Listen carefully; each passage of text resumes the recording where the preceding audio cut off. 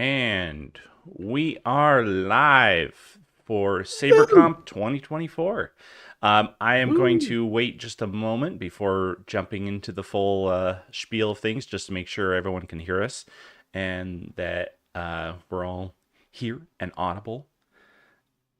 Absolutely. Yeah, so sound off in the chat if you can hear us, if you can see us, if you are excited. Yeah. Woo! I'm excited. I've been excited for this the whole time. Yep. So Just want to make me sure too. sound is audible, and I think I fixed my mic issue and that I am not wildly quieter than everyone else, but hopefully. let's hope. Actually, we taught him how to enunciate in the off season. So Yes. All right, they're saying that they can hear us and see us. Wonderful. Okay. Well, welcome everyone to SaberComp 2024. In 2025, you know, things are fun, things are wonky. Yeah, Everything's so fine. I am Max Jordan. I'll be hosting the stream today. You might know me from Premonition a couple years ago, and Loyalty, and several other entries way back in the day. And I'll go over to Travis. Why don't you introduce yourself? Oh my gosh. Hi. I'm Travis Bowles. I'm very glad to be here. I'm a old school TFNer, I guess. I shot Ryan versus Dorkman 2 in a tortilla factory in Atlanta, Georgia. Ooh. And I also wrote and produced 3 in the afternoon and its sequel 6 in the morning with stunning visual effects by our own Ryan Weber, who's in chat. Whoop whoop. What's up? I'm so grateful to be a part of this community and grateful to get a chance to watch these movies with these awesome people. You know, I'm a student of backyard filmmaking. I now run a production department of people with film degrees, but I'll tell you that I got mine on the streets of East Texas making lightsaber movies to impress all of these people right here, you know, and just to make something exciting. And so that's exactly what we're going to get to watch today. And I couldn't be more pleased to be a part of it. So let's all hang out and watch some lightsaber fights. Nice. Boater, let's go over to you. Sure. Hey everyone, I'm Boater. I've been taking part in SaberComp and LCC for a long time. From LCCX with Chris, who we'll get to doing the Turning Point trilogy. That had more planned but didn't get to it, because that's what happens with Star Wars films, is you plan more stuff than you actually get to, but it's fine. You have fun doing it. And helping out with Second Nature again with Chris, just doing a lot of that, as well as other Star Wars stuff on the side, other non-Star Wars stuff, making books, you know, doing creative stuff. And I've been part of the SaberComp Council here for 2 years now. First time sitting in on judging, and I'm absolutely honored to be among the faces that you see on screen this year. I'm excited that we had such an amazing roster of films that we get to all watch together and see what we like about all of them. Yeah, Boater's been a huge help behind the scenes in like helping us with our social media and drafting up, you know, stuff, and you know, a lot of the front facing stuff. So we really appreciate you jumping on here and being on camera for the first time.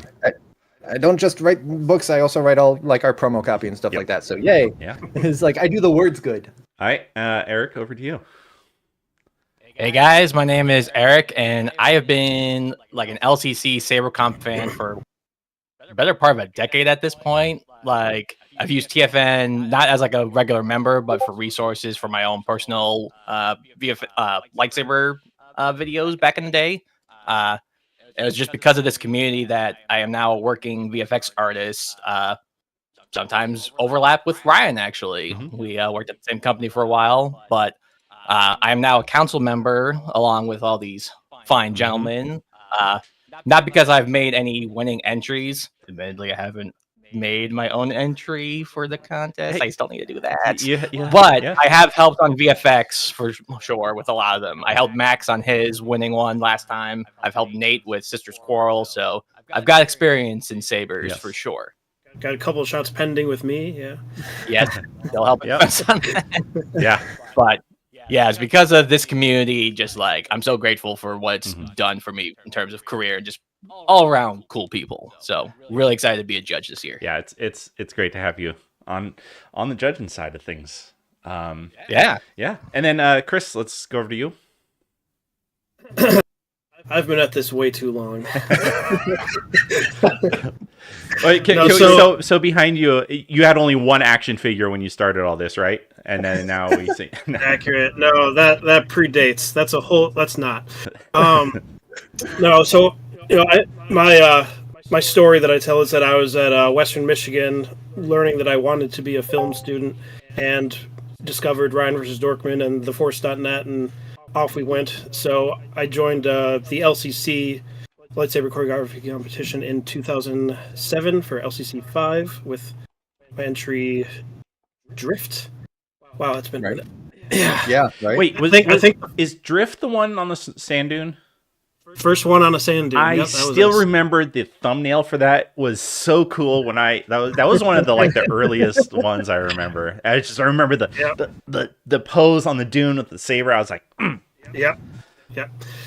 Didn't win a thing, but we were on the sand dune, so that was a lot of fun. That's been my track record. Is I've not won any category in my entries. But I enter every 5 years, and I've assisted in the meantime. And yeah, just got to join up with the council. Got handed the reins of social media admin by Antoine Bandelay, I think like 5 years ago now.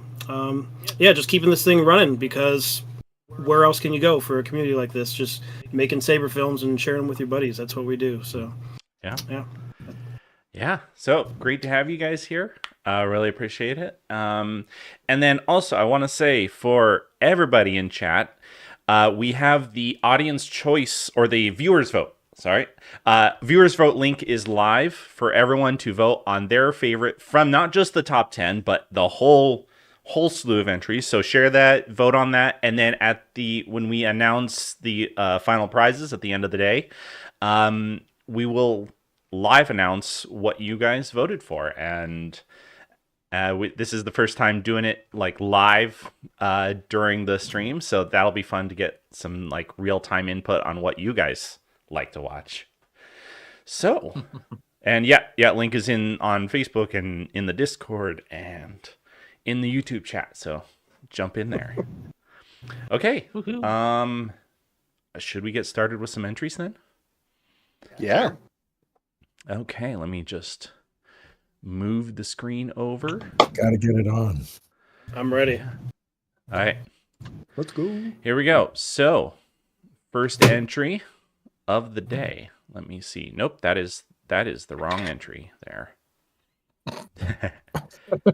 Oh, we have I see how OBS does a normal things. sword fight. There's no lightsabers. It's just there's wooden swords. Okay, first entry of the day Don't knock it till you try it. is Skywalker, Darkness Stirring. Okay, and 3, 2, 1, unpause.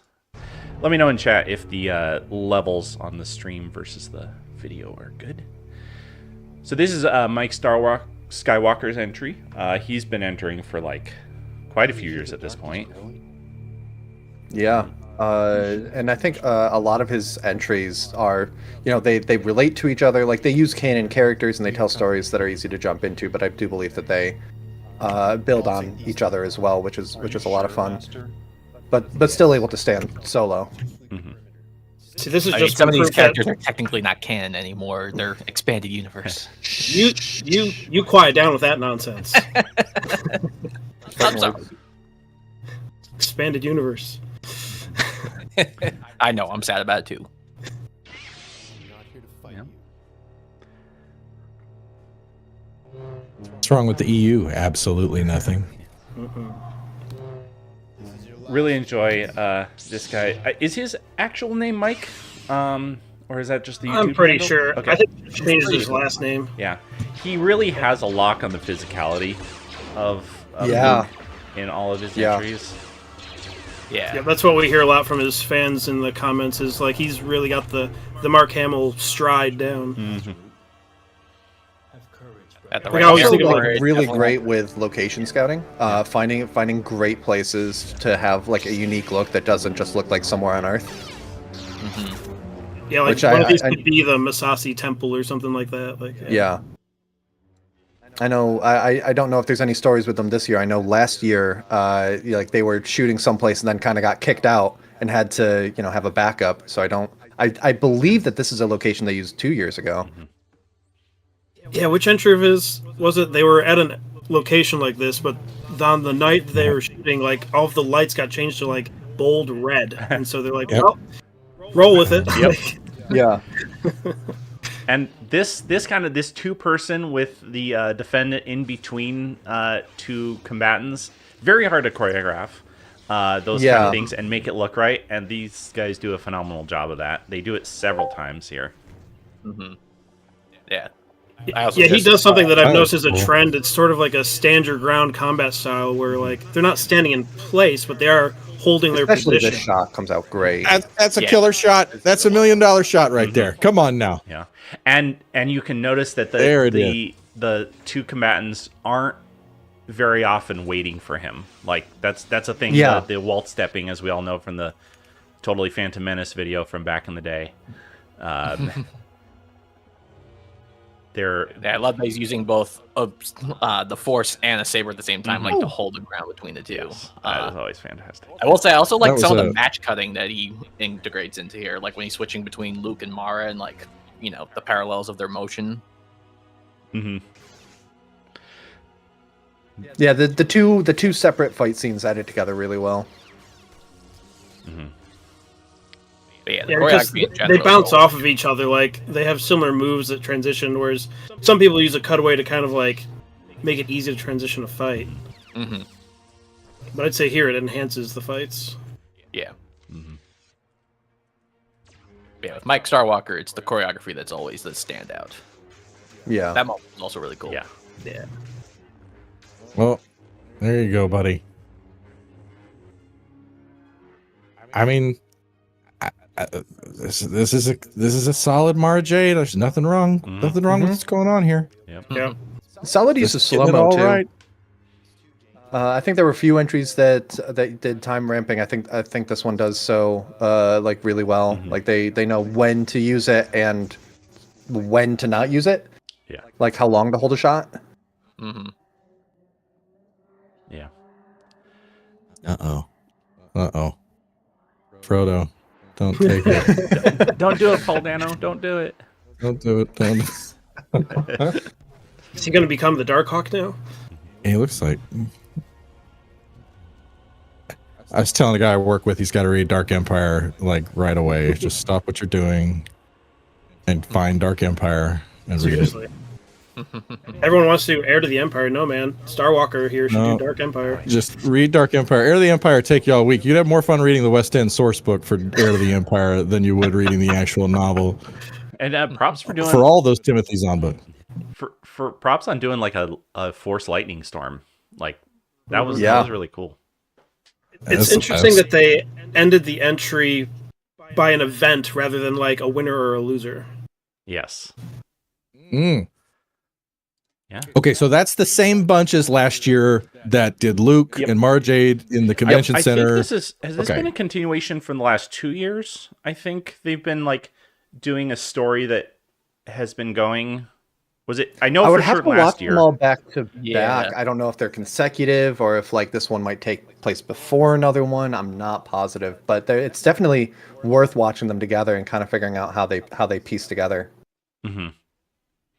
Saber I just Comp Watch really Marathon, admire- Mike Starwalker edition.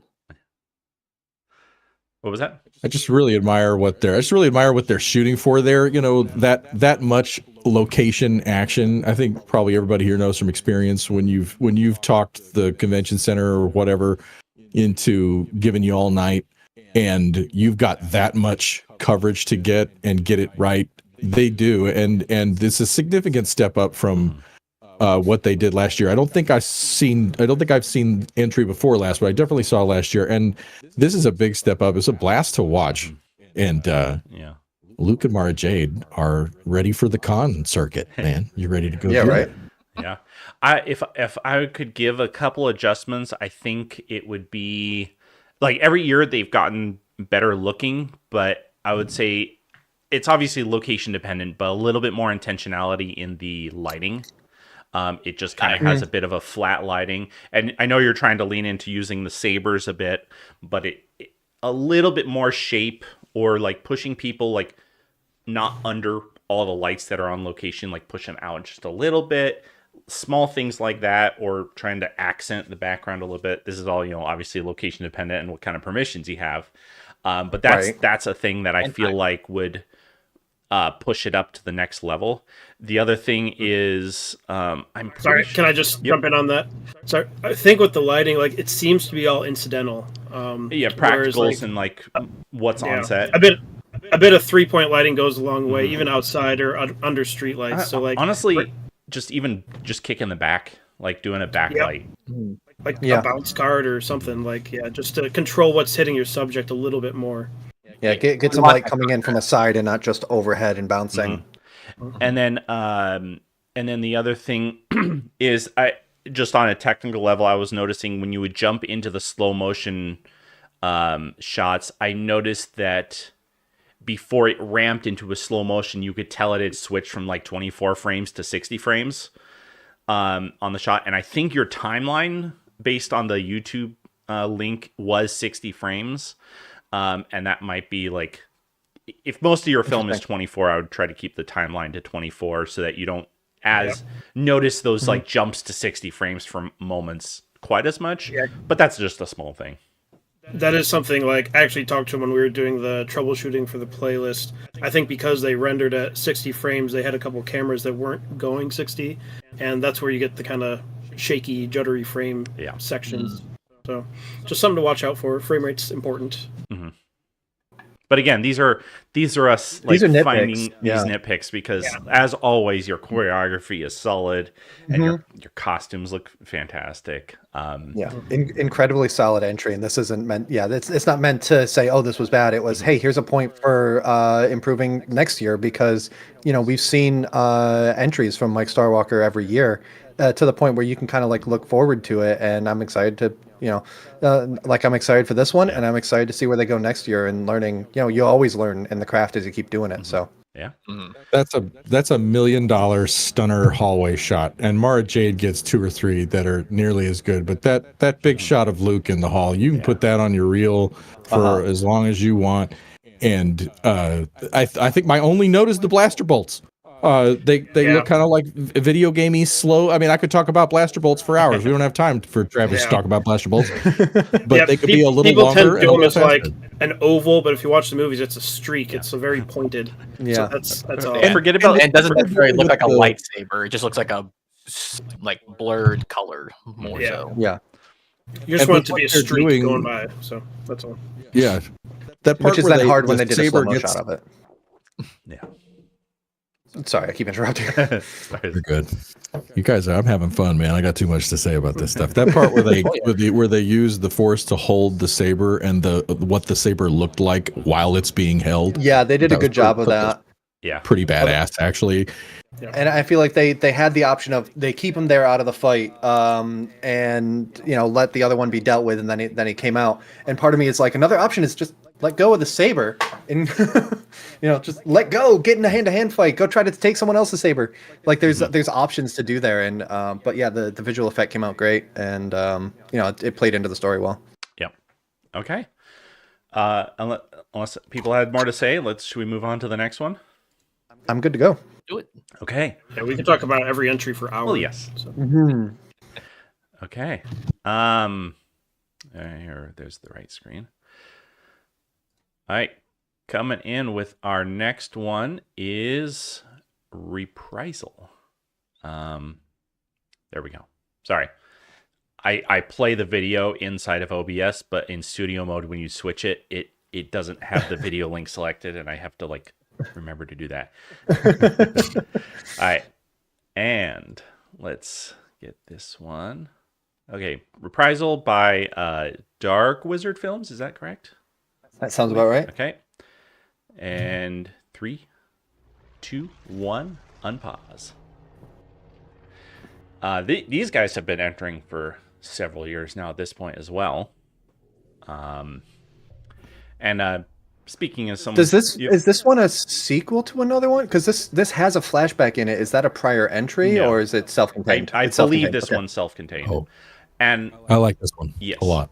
I would say, like, having watched your guys' entries over the years, I would say this is by far your best one yet. Your one last year had really good costumes, but on every other level, for me, this one, I can tell you're getting better and better every year.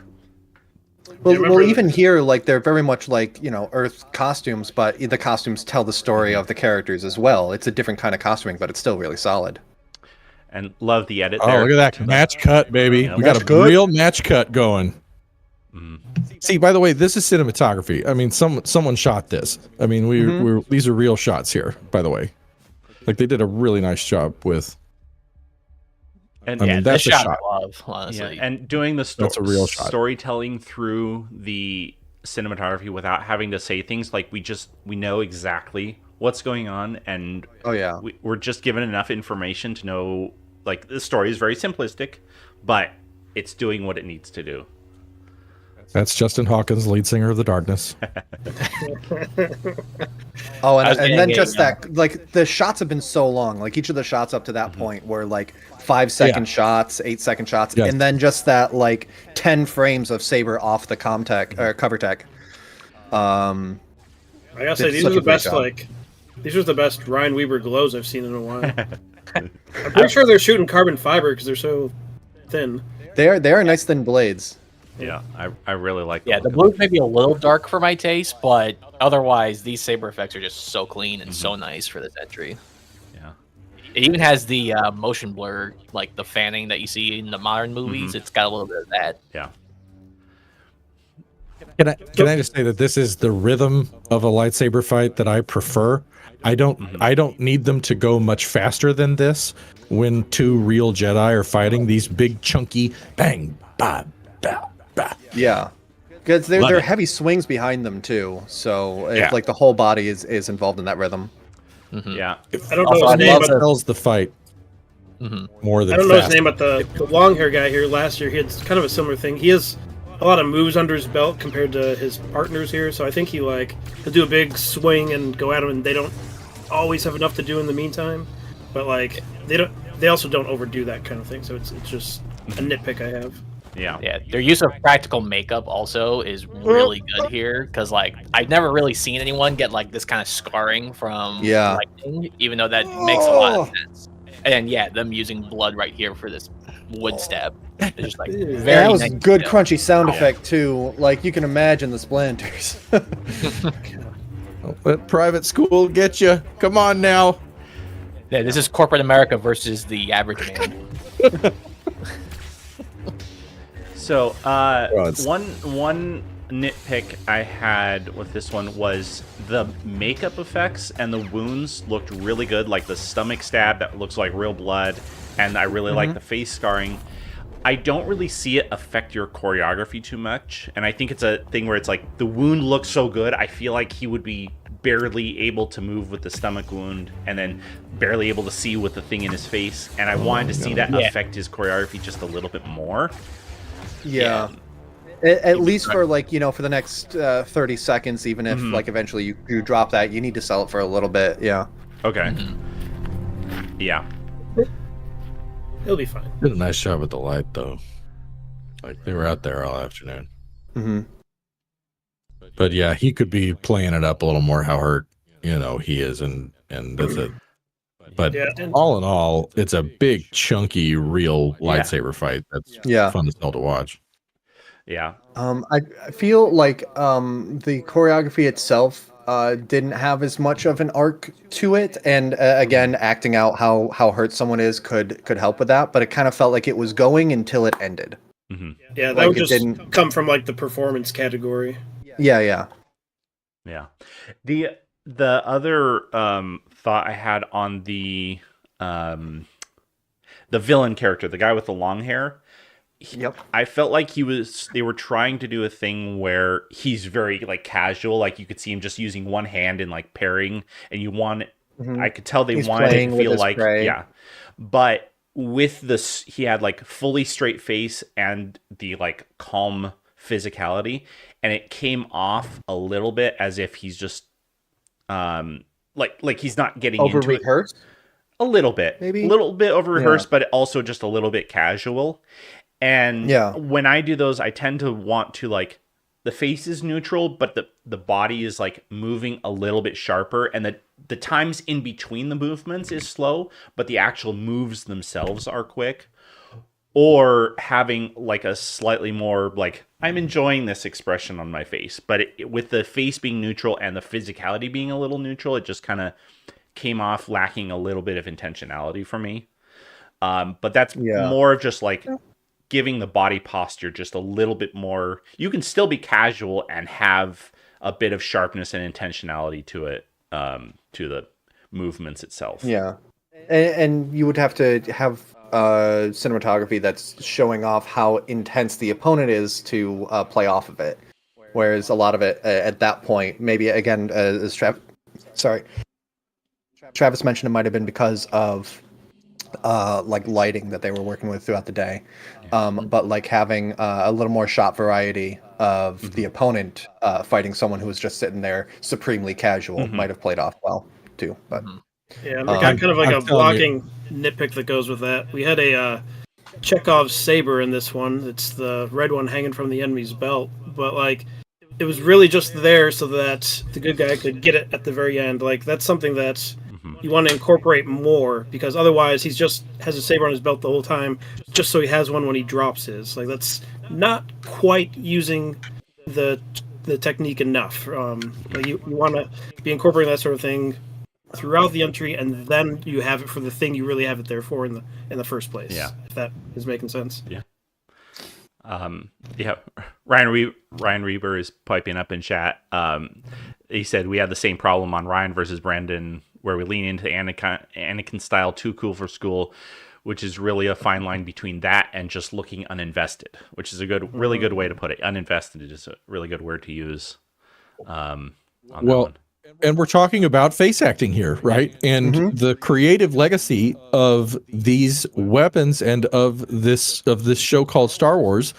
You know, these are Buddhist. These are his take on a Buddhist warrior monk who is supposed to look indifferent to what he or she is doing at nearly any given time. And when Anakin and other, you know, that emotion that one will show, it says a lot when what you do with your face when you swing one of these. And it's why I like lightsaber fights like that one that take place in our real world, because it throws a lot of that out the window. You know, these are real people with weapons that are beyond deadly. They would be having a different emotional reaction than a trained, thoughtful, powerful Jedi who can feel the Force flowing through him. Real people don't have that. They're just standing there holding a laser sword that can cut themselves in half, which is, if they're wearing jeans, I'm already emotionally invested, you know, like bring that on. Yeah. I loved that. I thought it was really fun, and I could talk about it for days. Like I'm telling you, I would love to know how long they were out in that gravel pit, because your cinematography in the front third looks a little different than your cinematography in the back 2/3, and that's not. I don't mean that as a criticism, but I'm telling you that all of us here as producers, I think you're fighting the light. I think you did all of that between noon and 7. Wherever you were, and I think that's why there's not quite as much coverage of what's happening to White T-shirt during the denouement about 3/4 of fifths of the way through this, when he gets back and we do the oops, I have a backup saber, and we kind of end this thing. So I think there were some production challenges going on there that I'd love to know more about. But what you came away with looks beautiful and is fun as hell to watch. Yep. Oh yeah. I'll point out that one didn't run up to the 5-minute limit, so there was more time there. But again, if production time is everyone's biggest enemy. So what do you want to bet that the back half was shot before the opening? Possibly. Very possibly, yeah. I think that's a fair. I'll bet they built the movie around what they got out there, and then went around and got the front of it and set it up. But I'd love to ask. I'd love to know more about the challenges there. Yeah, I always do fights in chronological order just because it makes the most sense, and because if you get wear and tear on your costumes, it just goes along with it. I mean, I Any start with thoughts the before we camera. move It was on? like an FX6. Like, I'd love to know if that's a Sony camera. The stuff at very the front, crispy. I mean, it's Very gorgeous. Does Yeah. Anyway, that's all I. Eric, anything additionally before we move on? I know you've been kind of quiet during the discussion on this one. I mean, most of the thoughts I said while we were watching it. True. Just, this was a very clean entry for me. Like we've been talking about, the cinematography overall is gorgeous. Like, yeah, there are points when it might come off a little flat, in the later half than it did in the front half. Like, there was a lot more thought in the beginning, but just in general, everything just the word smooth is what I just think of the entire time watching this. Cool. All right. Sorry. You good? Let's see. Transition there. Okay. Next up, we have Rivals from our very own Will, who is. Oh, I suppose I forgot to say that there is Will is also, even though he entered, he is still also sponsoring the contest this year and providing Sabers for the top 3 winners this year. So we really appreciate him taking the time to do that. Thank you, In Will. exchange for him being the winner, all the judges are getting. I was about to say, I can be bribed. Yes. I haven't been, but I can be bribed. I have not been bribed either, so we'll see how this shakes out. Yes. But yes, Ed, just to be clear, the fact that he actually entered was a surprise to us, and he hasn't participated in any of the deciding of the top 10 or any of the voting or anything. He kind of like stepped away for this year on that side, Yes. so he could enter. So Jokes aside, full transparency, that's above board. Yes, we are actually, everything's above board there. So. I don't know, because the weirdest thing showed up in my mailbox. So. I knew it. You're one of them. Well, he's not a voting judge this year, so it balances out. I want it. I take bribes like Alan Grant. All right, here we go. And 3, 2, 1, unpause. That was Alan Grant got his dig fully funded for 5 years. Okay, so Whenever I hear the word Rivals, I don't think shit of about that Alan. line. Andy got his bathroom fully decked out. Let's see. After the lawsuit, after the huge lawsuit. Still, All right, here we go. still black. Lightsabers. For anyone else, it's Still- okay. still- There it still goes. black. Oh, Yes, yes, there. but it's intentional. look- on Right. Look at that. What do you know? Ooh, Oh. crispy. Uh-oh. And you can see Not good. Nice intro. he's leaning into the use of his sabers being so bright and glowy by shooting it mostly lit by that. Yep. Really good intensity off the start here. I like Yeah. this. And a lot of the With entries every I little watched. technology jump.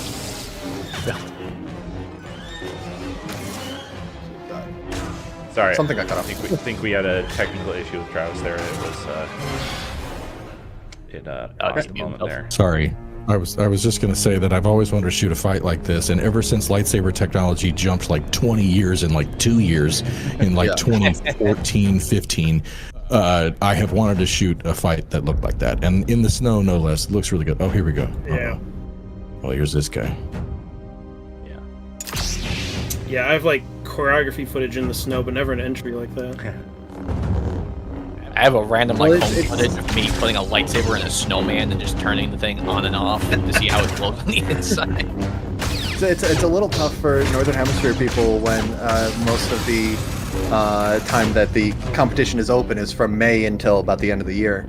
So most people aren't filming when there's snow on the ground. I know Will's entry here was like last minute. He shot it, like 2 weeks before the deadline. Yeah. I This mean, look at these little flips he threw. Has some skill to help him get through that quick turnaround. This one, Will said that it was choreographed, shot, and edited in 2 weeks, which is a fantastic job there. He said it's for him it's unfinished, and he'll be doing a finished entry soon. Yep.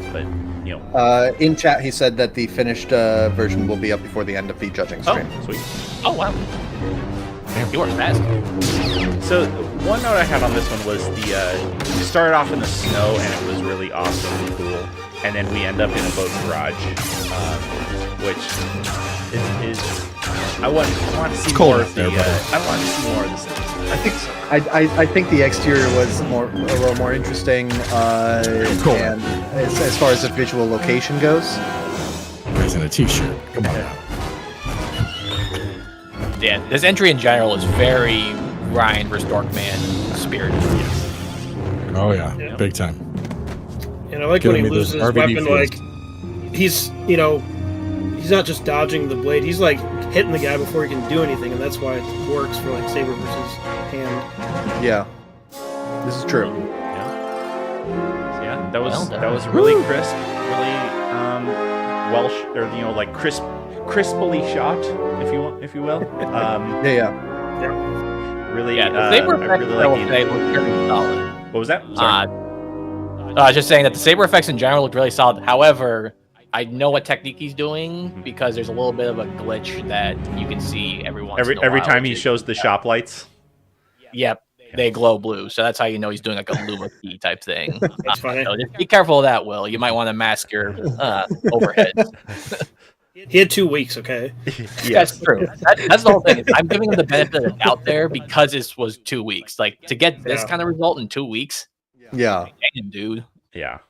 But like saying like how the effects look is something that it's like we talked about that jump in Saber hardware, and it's like when you have that moment of wait, are these effects afterward or were the sabers really that bright, and you don't know, really is a point in the VFX favor when it's like no, that is put in afterward. Yeah, that's me and Nate have been discussing that a lot, and that's kind of the thing with like the NeoPixels now. Like you had an Ultra, and it kind of you can get it, but you put a NeoPixel in the right exposure, like you just look like you have a lightsaber. Yeah. I will say these actually felt like sabers, even compared to some of the modern like Disney Plus shows, like Obi-Wan, like where those felt like props. These actually felt like more legit laser weapons. Mm-hmm. Yeah. So were they rotoed or were they not rotoed? Based on certain shots, I'm going to say not rotoed. Yes. Except for maybe like 1 or 2. I believe it's mostly just pulling a Luma key because his locations were so dark. He was able to do that. He said in chat that in the final one, the lights are masked out and stuff. So. Good. Lights are masked in the final. It's blowing my mind. They look incredible. I mean, that is a great example of if you were just talking to somebody who had never seen one of these and was, you're hanging out with somebody who's maybe wanting to get into this, you'd show them that one and be like, look, anything is possible with what lightsabers can do now, with what the props can do. And you can go outside in the snow, you can shoot it in your dad's garage, you can go up, down, or all around and do this like what they've been doing for 20 years. Yeah. And it looks phenomenal. It looks great. Mm-hmm. Yeah. Yeah, they don't all have to have Jedi robes. Yeah. He said in chat that it's a mix of Luma Key and Roto. So, yeah. But yeah, that's really awesome. I would say it's a little light on story for me, and in the RVD or RVB 1 and 2 fashion, I would say that the physicality of each of the fighters is a little similar. Like they feel very evenly matched, which it was probably the intention. But in the absence of like a story and a structure, I wanted to see a little bit more of the character in the choreography and the arcs in it a little bit more. But yeah. Yeah, like with the RVD comparison, like Dorkman was a jerk. Like that was how like that was the character. So like sorry, I may have missed. I meant RVB and RVB too. Okay, well he's saying in RVB there was like kind of similar physicality, whereas RVD, the choreography and the shots and such did have that kind of separation, and so like actually in RVB here, Ryan was a jerk. So right, so it's just about like yes, they're similar, but there's a reason you're going to root for one or the other. You either like that he's like punishing this guy, or you cheer for the guy that's getting punished. Like that's sort of how these simple 1v1s tend to work out. Mm-hmm. Yeah. By the end, you should have your hat in one ring or the other. Yeah. I totally agree with that. And sometimes that comes down to the color of a t-shirt. I mean, it can be a very basic color thing. It can be or how you style somebody's hair, or even, like I said, the face acting, right? How one of them is clearly reacting emotionally to what they're doing compared to the other. they felt a little similar to me. They're both wearing black t-shirts, but the camera work and how clean it looked, makes it something you can show to anybody. Also, whoever the Eric is in chat that is not me, stop it. Jeez. Okay. Except no substitutes. That's the real Eric Vakarzada. Okay. And I was starstruck did- when I met this gentleman yesterday. Oh, sorry. Go ahead. Well, imitation is the sincerest form of flattery. Yeah. Any other comments on Rivals before moving on? Yeah. No, I'm good. Good job. Good Good job, Will, for One of your my first personal favorite times. for your first entry. That's really good. I'm proud of all of you for not bringing up his hair whatsoever. Oh, it's a given at this point. Did he have hair? He needs a new hook. It got boring. All right. Coastal Sabers hair clippers. Yes. Okay. And now we are on to Breaking Point. Right. I liked Breaking Point because I can read Arabic, and I was entertained by trying to read the background stuff. Yes. Here we go. I was about to say that, Yeah. but you beat me to it. Yep. Starting off with. No, there's a lot that I like about Breaking Point. But All right. Here we go. get an opening Ooh. crawl. Yeah. Kasten So, Selleck. the- Now that's the, a Star Wars name. The Selleck. font here is a little difficult to read on the Yeah. blocks of text. Kind of looks like a default Premiere kind of text. I mean, it's the Star Wars font. Nice. Yeah. You know, it's the Star Wars I was title excited font. about this. Maybe it's the white color and just the thickness Yeah. overall.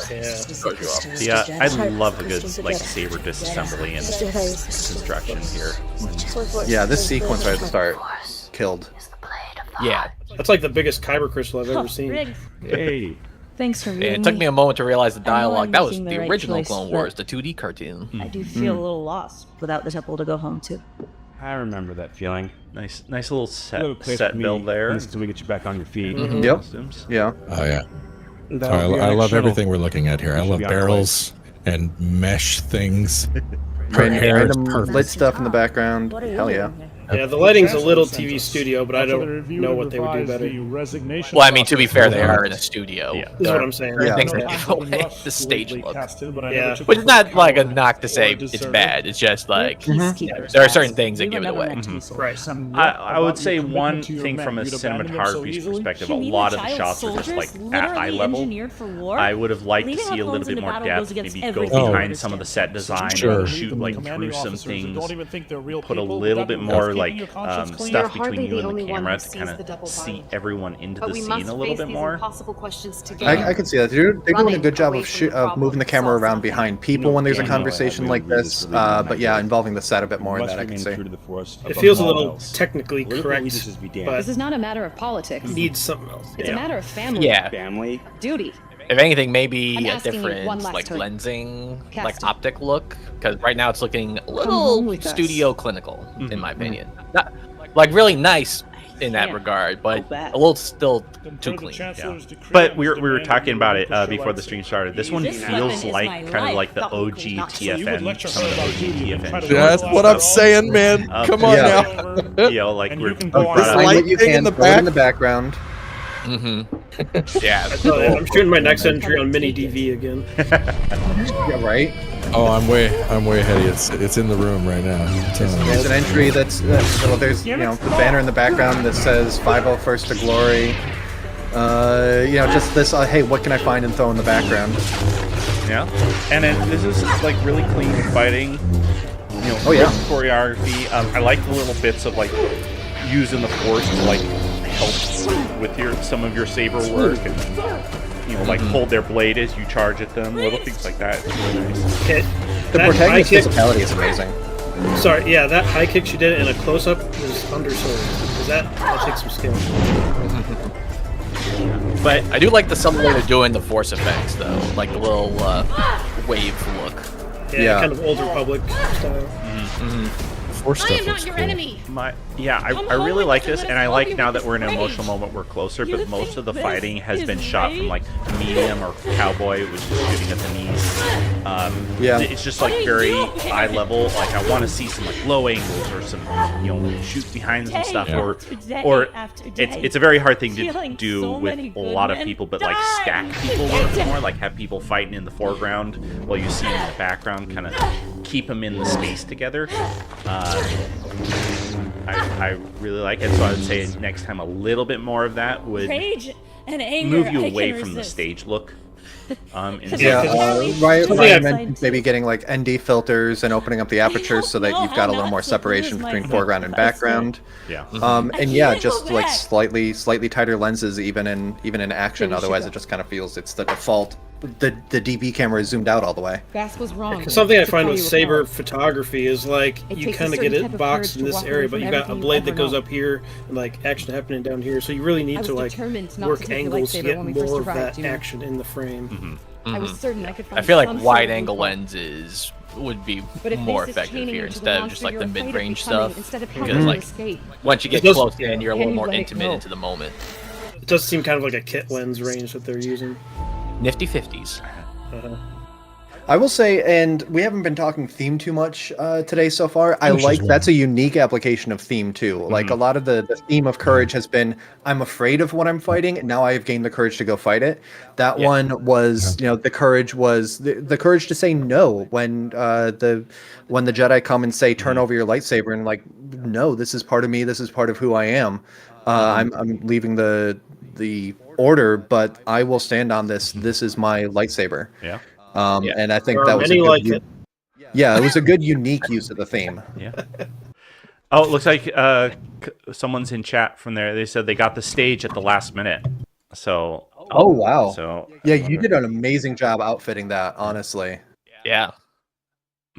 Yeah. Yeah. Let us know if any more BTS things. We love to hear that kind of stuff. But I mean, I bet you learned a lot putting all that together. In that, if you got the stage at the last minute and you were able to dress it and get that much done in there, that much, like, Arabesh and stuff in there. Yeah. I mean, you did a nice job, and Ryan's absolutely right. From a cinematography point of view, if you can knock down some of what's in the back, but the way you featured your set, is gonna make people want to go shoot in that space. Yeah. Like the people who let you shoot in that will love that because it shows how versatile that space is. And so cinematography is subjective in some of these circumstances. I had a blast watching it. Yeah. Oh yeah. And I'm ready to roll up all those characters in West End Star Wars, by the way. I had a smuggler.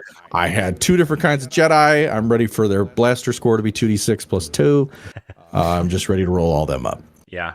One thing, it's a pain having done it a bunch on sets, but one thing that would like push this to the next level is a little bit of like smoke or haze in that space if they're able to, because a lot of times you can't, but if that is a stage, like being able to put a little bit of that in there would kind of like seat the space a little bit more.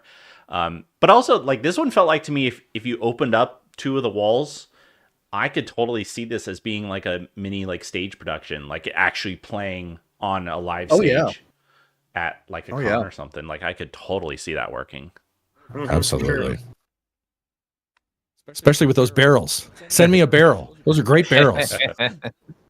A+ barrels would get dumped into a barrel by an antagonist. 10 out of 10. Yeah.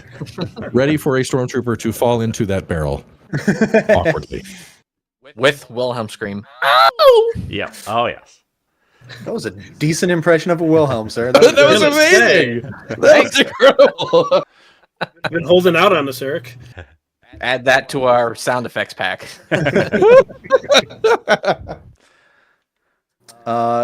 Yeah, you mentioned scene character costuming worked great on that. Everyone had a good distinct look. The physicality, hair and makeup, just all of it came out great. I loved all the characters in that.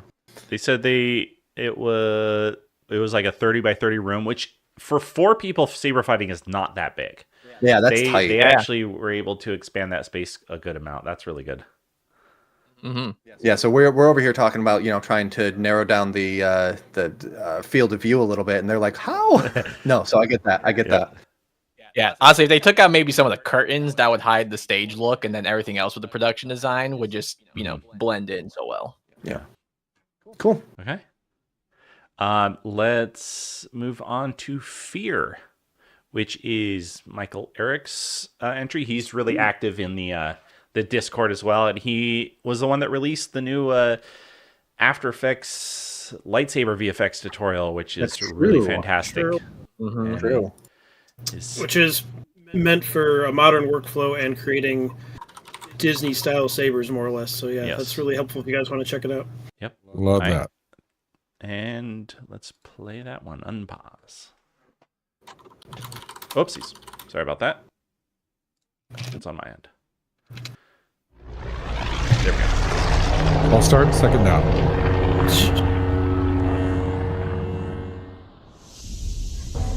Okay. And nice little locations here. Don't be afraid. I really like the sparks on the actual saber slashes and stuff. You got some nice little spark stuff going on. Corey. Yeah, the little lens ping as the saber goes out of frame. Uh-oh. I like her Jedi sneakers. Yeah. I would say going into this forest location, the costumes are really good, but they needed a little more dirt and grime to seep themselves into the forest location. A few good rolls in the dirt would be also less sneakers. Well, yes, less sneakers. Yeah. That can be dependent on if your character owns their costume, they don't want to rough it up. Sometimes that's a restriction. Yeah. Ooh, really nice blurry saber there, and saber through the foliage. That's not easy to do. That's really good. Yeah. Nice. Yep, that was Another great effect of of holding the saber in place. I will say that the not as dirtied up costumes didn't bother me as much because they weren't out in the forest the whole time. It was running out there after being in this location. Yeah. I really like the.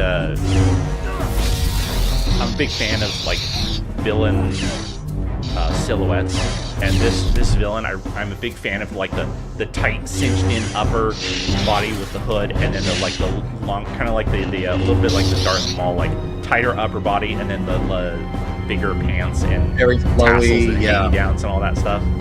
And the hood was big and loose as well. So yeah, it's kind of loose to tight, loose kind of. I'll almost say hourglass kind of idea. Yeah. Is he tracking Sith eyes to him in every shot? Yes, he was doing that for most of the shots. He said he was in the talking about that. That's some amazing work there, man. Yeah. Yeah. That plus I really like the way that they've got smoke coming off the sabers. That's not really something you see. Yeah. Also, the eyes of the villain really play to the strengths here, especially when he had the hood up earlier and it's kind of a silhouette. It was whoa. Yeah. Oh, and really nice Force Ghost effect there. That looks. Oh yeah. Cool. There feels there's solid. density there, but also the transparency. That's really not easy to do, and that looked really good. Yeah. I'll bring up theme again. I mentioned how a lot of the entries were, I'm scared of this thing that I need to fight, but now I have the courage to do so. Of the ones that interpreted it that way, I think this was my favorite implementation of it. Yep. They showed it very, very well. If I had a Michael Eric glow on my saber, I'd have courage too. He's saying in chat they tracked over 25 shots for the eyes. Oh, man. Nice. Oh, so those were It's worth it. This is my favorite villain so far. Nice. yeah, he's just a good Sith. With a dash of the crow, I think. Yeah, I Ooh, see nice that. little moment I there. love that. Yeah, I get some Marilyn Manson vibes. Those sweet dreams are made of this. Or Shane, we need him. Oh, hey now, that was cool. That's a good push. I love the pop back up right after a force push. It really feels like a good Sith move to Because I want to add the sound effect of his back cracking back in place.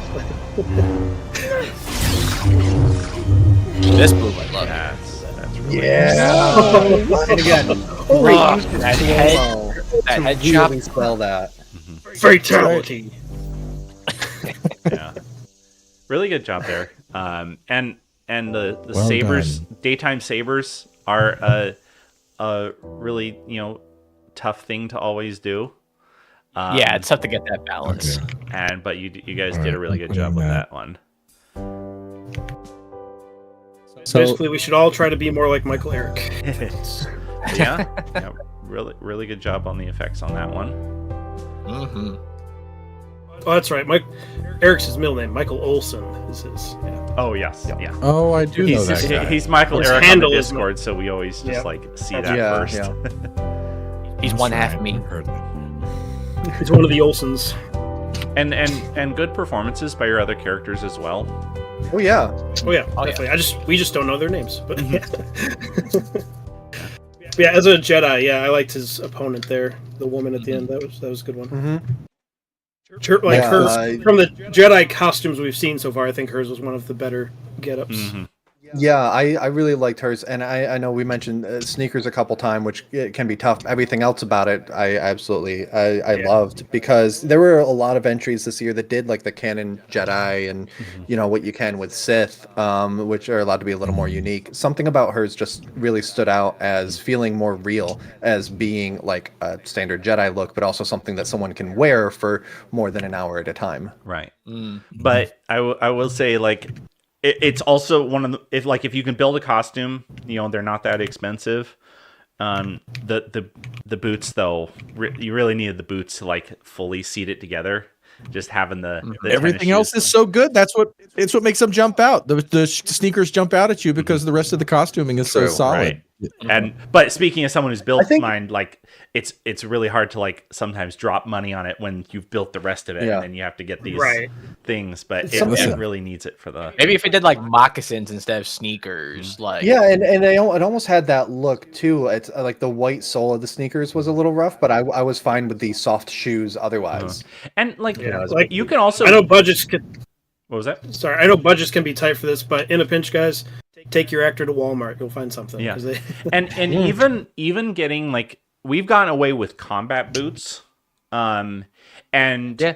the Amen. way to like fit them in a Star Wars universe, in my opinion, is to get long, like you could have done long strips of cloth and basically start at the a little below the knee The and ankle, do a yeah. wrap that goes all the way down Oh, yeah. into and around the boot itself, and it gives you look at they used that a lot in World War One, where they had these wraps that went all the way down and around their combat boots, and it gives that impression of a taller boot without having to like spend a lot of money on it.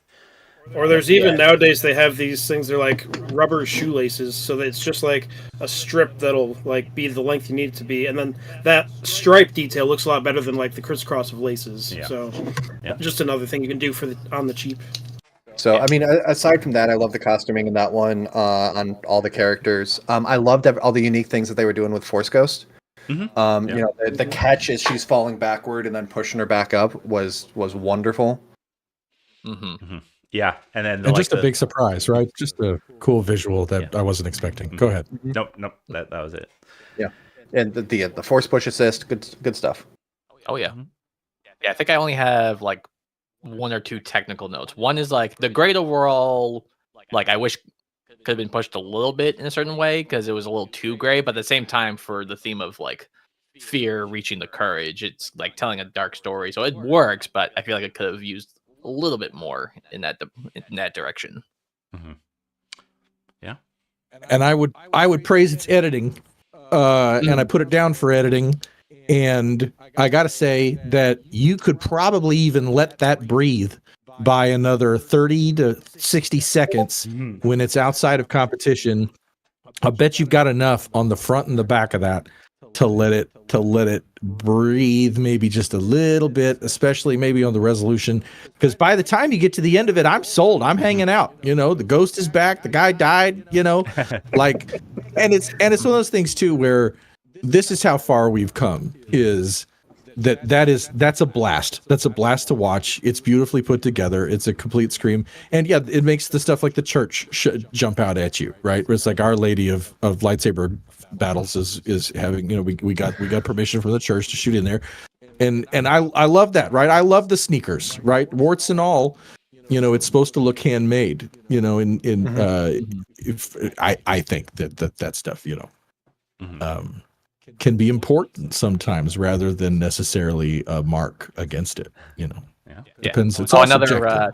Another technical note I noticed a couple times, like the Force Ghost stuff overall is great, but there were certain shots I noticed with it that it looked like the shot overall was like a stutter, like slowdown situation or a mismatched frame rate.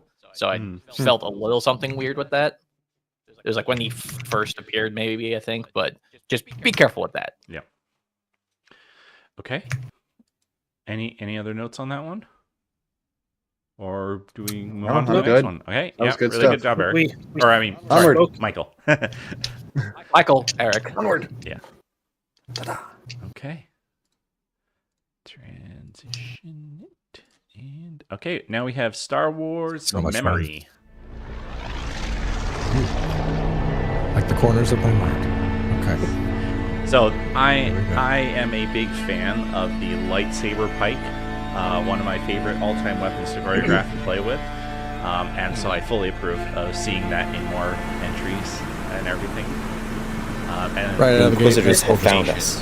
I thought the mercenaries were strong, really cool. but these Inquisitors took so many lives Is that a so real quickly plan in and Star with Wars so fiction? much force. Yeah, that's fair. They had the force as the I Jedi forget where did, that's- but their I use of forget it was details so about it, but the dark. name is familiar to me. That's a good one. To Wikipedia. Also, really nice like Jedi costumes here, but they are a little clean for me.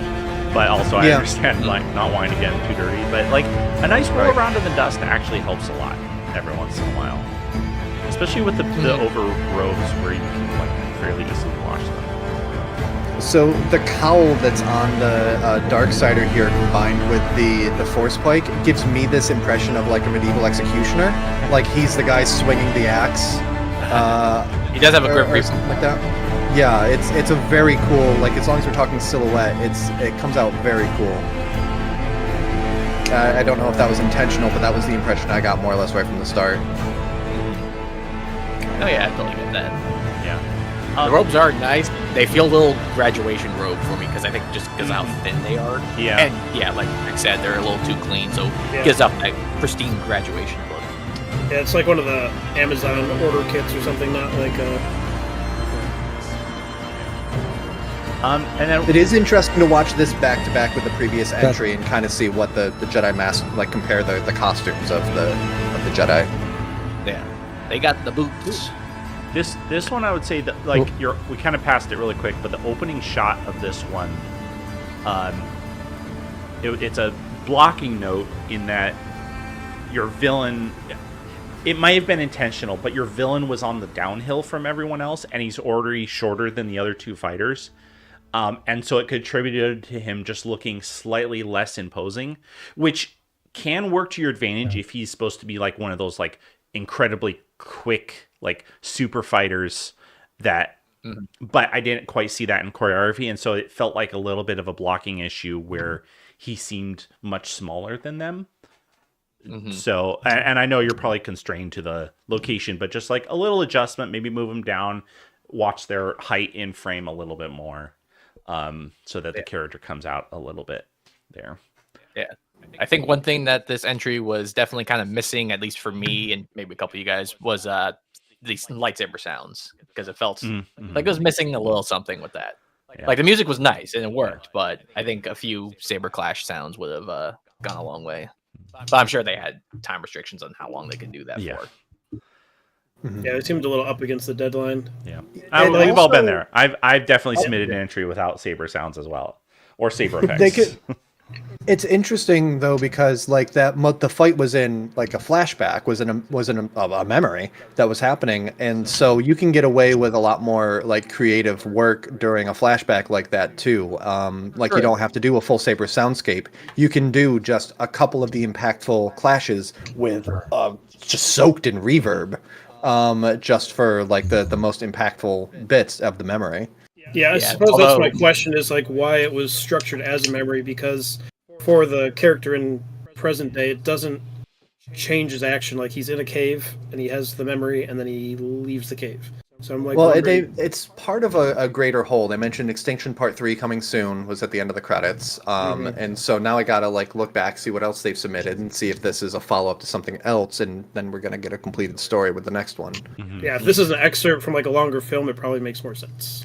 Yeah. On that note, I would say like to make it feel more like a memory, I think I would have done a little bit more of like exposition editing where it's like cutting more back to our main character because I feel like there wasn't that much happening like in the present day in the cave. It was only at the beginning and the end really that you got that. So if you cut saying, like- back more or if the fight was overall shorter in that regard, I think Yeah, it would come across as a memory more. Like show him reliving it, like experiencing the pain of it, Yeah, right? That's Like, fair. All right. Sure. I was just looking back at some of the notes he submitted when he submitted his entry and said we intentionally put the 2 tallest actors against the smallest one. So if that is intentional, I wanted to see a little bit more of that come out in the choreography, where maybe the taller ones like lean into like the bigger cleaves and the harder hitting, and he's much more quicker. Like for every one move, he gets like 2 or 3 moves in there. I'll like have that little separation in characteristics a little bit more because you're not doing a very long entry, and so lean in without without a lot of dialogue, and so leaning into those differences helps you with the Well, we're talking about where the camera's at eye level so much of the time, and I think that's something for everybody who makes one of these to think about is everyone's the camera's relationship on its X and Y axis and its Z axis in relation. All of that is characterization, right? So if you've got the small guy fighting the 2 tall guys, he's dangerous because of his size. They can't get a hold of him because of how small he is. And I'm not sure 100% whether that came across, but I do want to say that there's some $1 million cinematography going on. There's real shots in this thing, especially at the front. And then like the last 5 shots of that fight, that single of him like squaring up in the thing, you can put that in your reel, you're all done. It's a beautiful thing. You got some killer cinematography going. Especially at the front and back of that. What I would love is with that like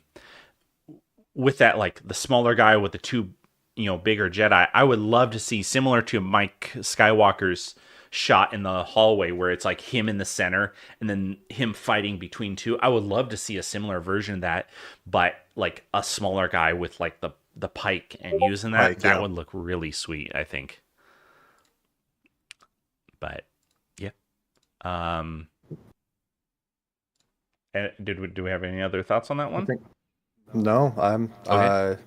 Yeah, I think we got it. We... I think we lost Travis, but. Oh, okay. Maybe we'll wait. Oh, wait, there he is. Oh, there he is. There he is. Okay. Refill. Yeah. I made a coffee run. I snuck out. I'm back. Lightsabers. Okay. Let's get on to the next one with Fight Club 2. Oh, I'm excited about this one.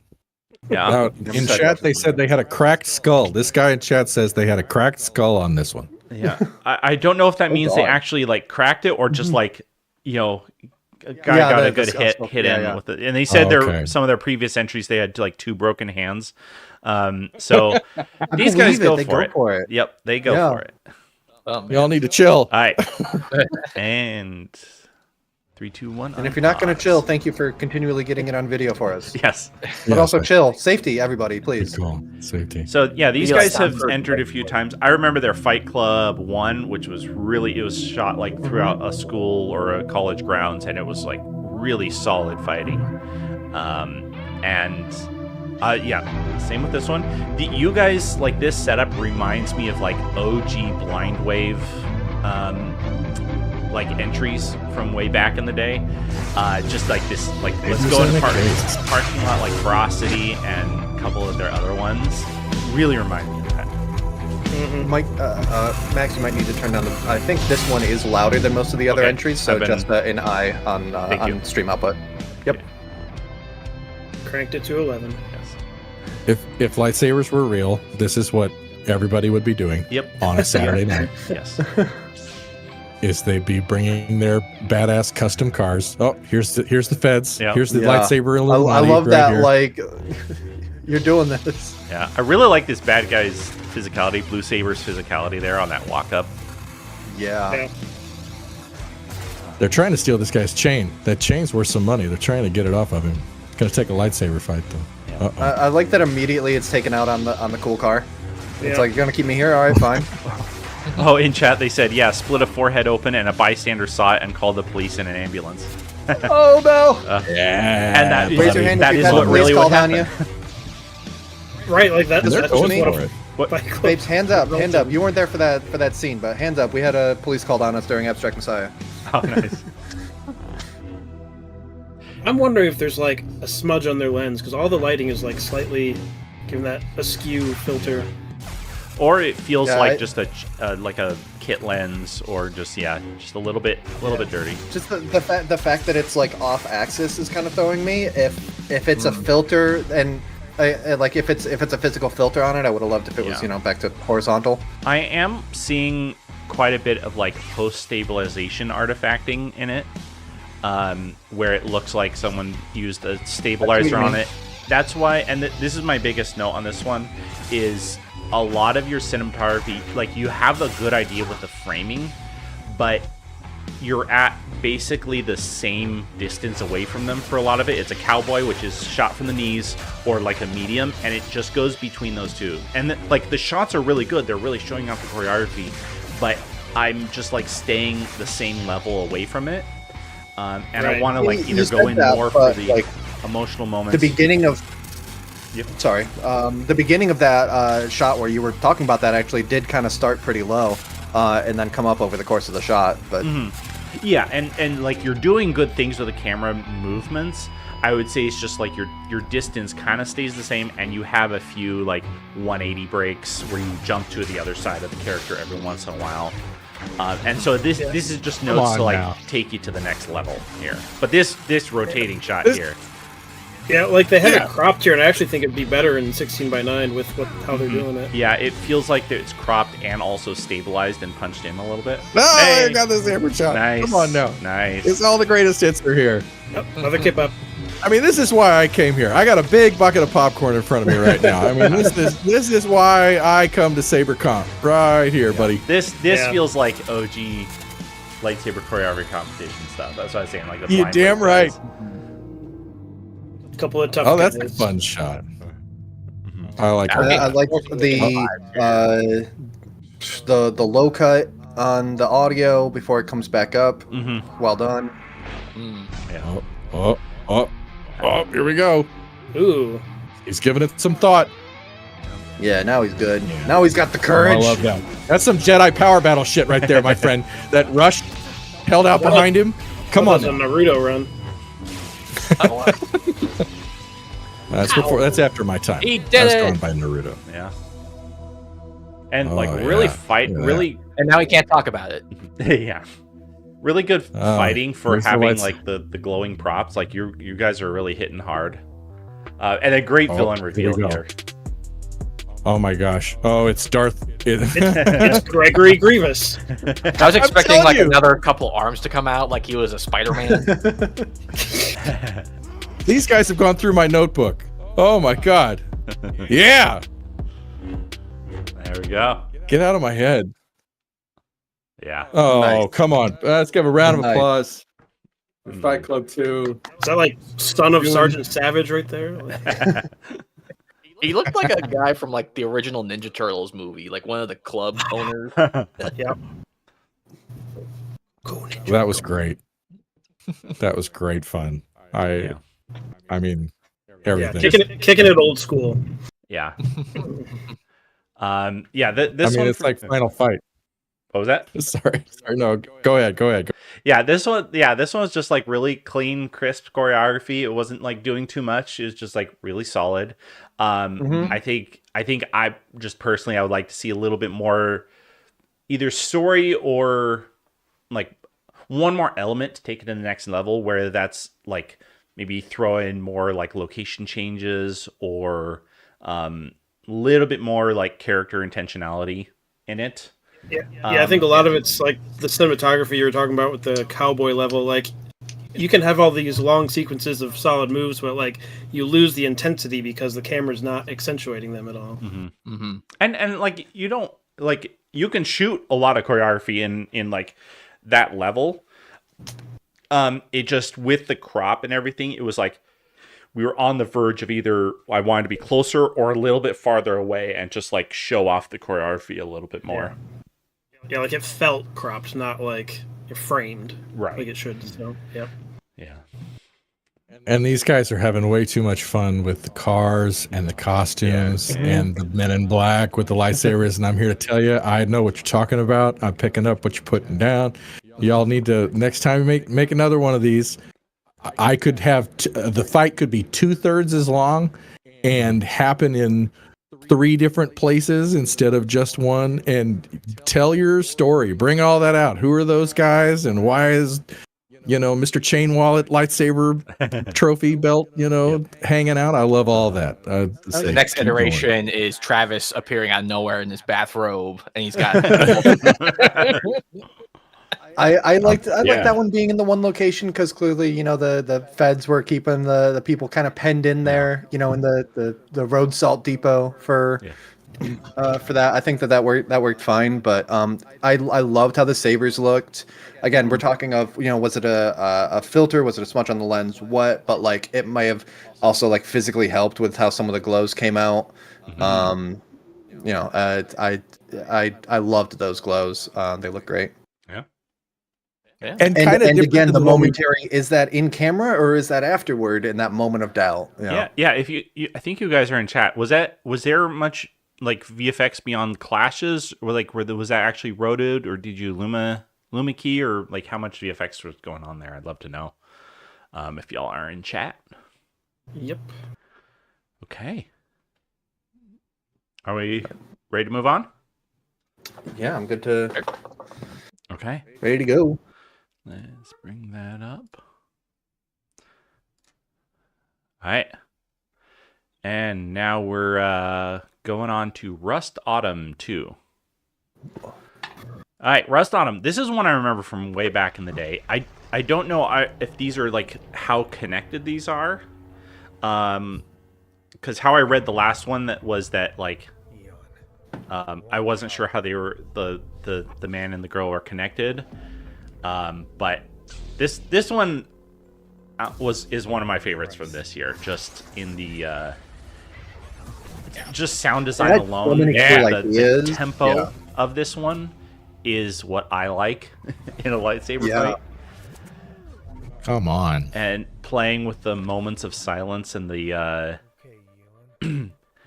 like horror movie editing in a lot of the spots. Shot. Mm-hmm. And the makeup too, especially on the girl. I know there's like something I saw at my local art house. Yeah, this one is like I can see your ideas and what you wanted to do come through very clearly on this one. There are some like for me rough edges, like a lot of the VFX and some of the technical issues, but like your actual vision for this, I feel like comes through very clearly. The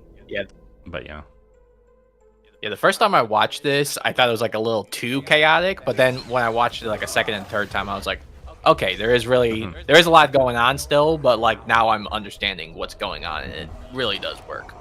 Yeah, it's a good point in its favor that it takes a couple watches to appreciate everything that it wants to do. I will agree on rough edges, but like I think it's because they had so much that they wanted to accomplish, and they did so much. That's so cool. That whole bit is just insanity. Yeah, this thing goes nuts. I mean, if mine looked half as good as this, I'd be doing backflips. Yeah. There's just so much going on. And it's explosive. Here's another instance of like the stand your ground style fighting I was talking about too. Like, yes, doesn't look like they're forgetting to move their feet. It looks like no, you move. right. Yeah. Yes. Yeah, I do think the sound design. And again, it's really all doing a characterization. lot. Like, Yeah, What was the that, sound Eric? does a lot to really push everything, and like you really feel that bass and that umph of like what's going on. and like for me, if I was doing it, like I would say the sound design is. If I was personally trying to do it, I would say the sound design is over the top. But watching it, I'm like, I love every second of this. It's so over the top and punchy, and I can tell that you have an ear for the tempo of a fight, which is a big thing for me. Like that moment of silence before it grabs her leg, I love that kind of stuff. So Yeah, this, I think the dialogue could use some work in terms of like processing because it comes off a little like raw ADR, but otherwise, like it really packs a punch. Can we acknowledge the negative face creature for a second here? Is he cut in half? Still good.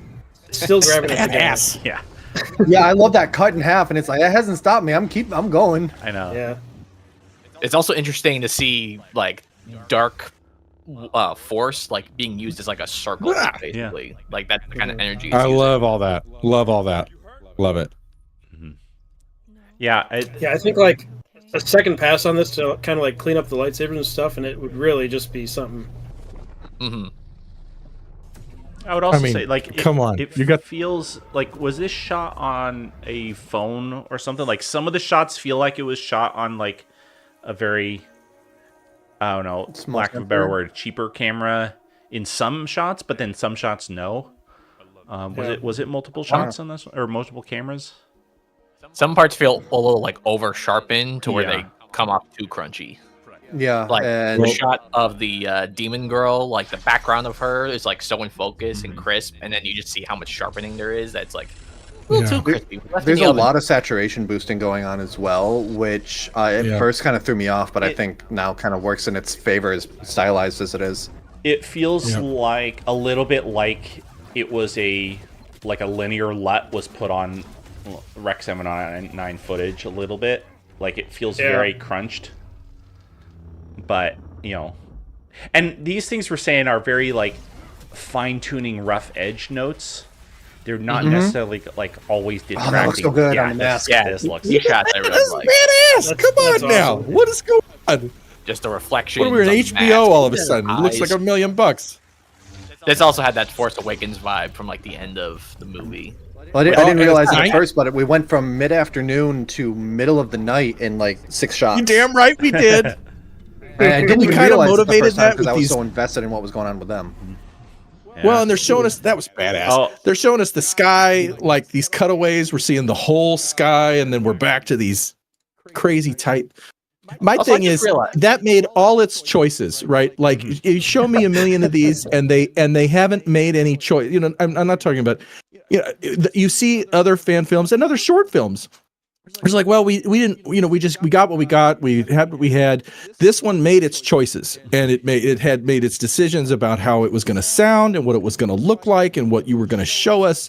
And even if they're not my choices or somebody else's choices, by gosh, this one planted down what it was going to do and do well, and it's fun as hell to watch. I mean, that's my favorite so far. I just think that's a scream. Yeah. We've got Just crusher. Sophie from the chat saying, "I really enjoyed the stylized force effects. They're almost anime-esque, and like they were very unique to this sort of entry, like little circles of energy. Like felt like I was in a Capcom fighting game. Like, Oh, Yeah. that's a good one. That's a good one. Yeah. yeah, so it's Hell yeah. just they double down on like the 28 days later kind of like horror thriller kind of thing, and I think it's really working for them.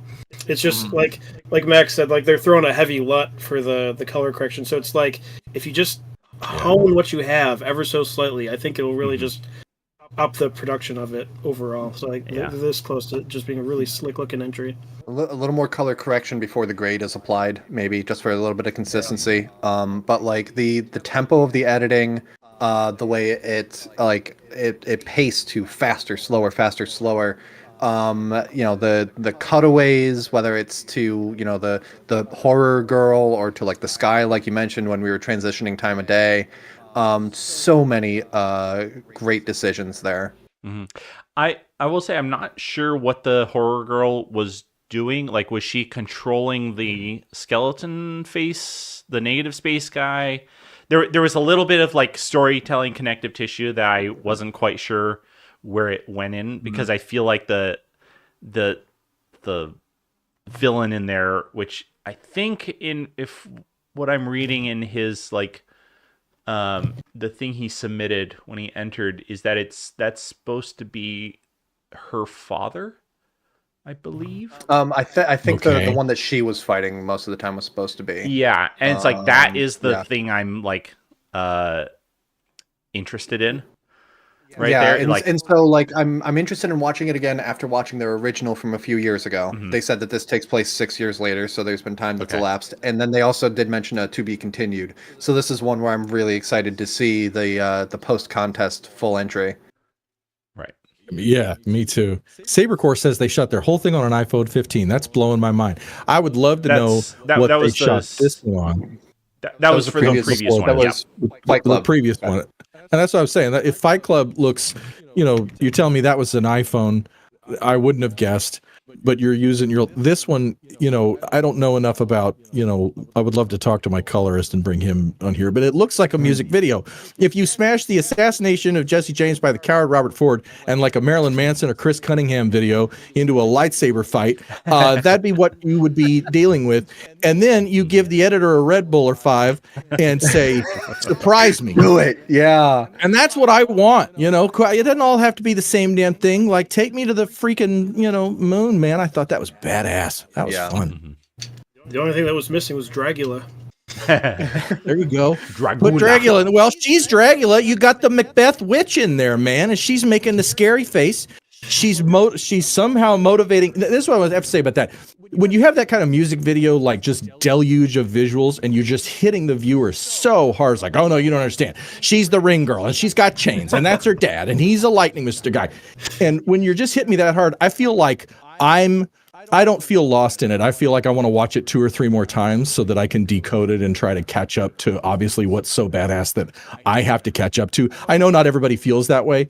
Some people are like, oh, I didn't get it. It didn't explain it to me enough. But I'm telling you that I would run to catch up with that all week to figure out what in the hell is going on there. I loved it. Yes, I hate over-explaining. Most films are jump in and pick up where the characters are present day. So I love it when a film, it just it doesn't hold your hand in the world building. It throws it all at you.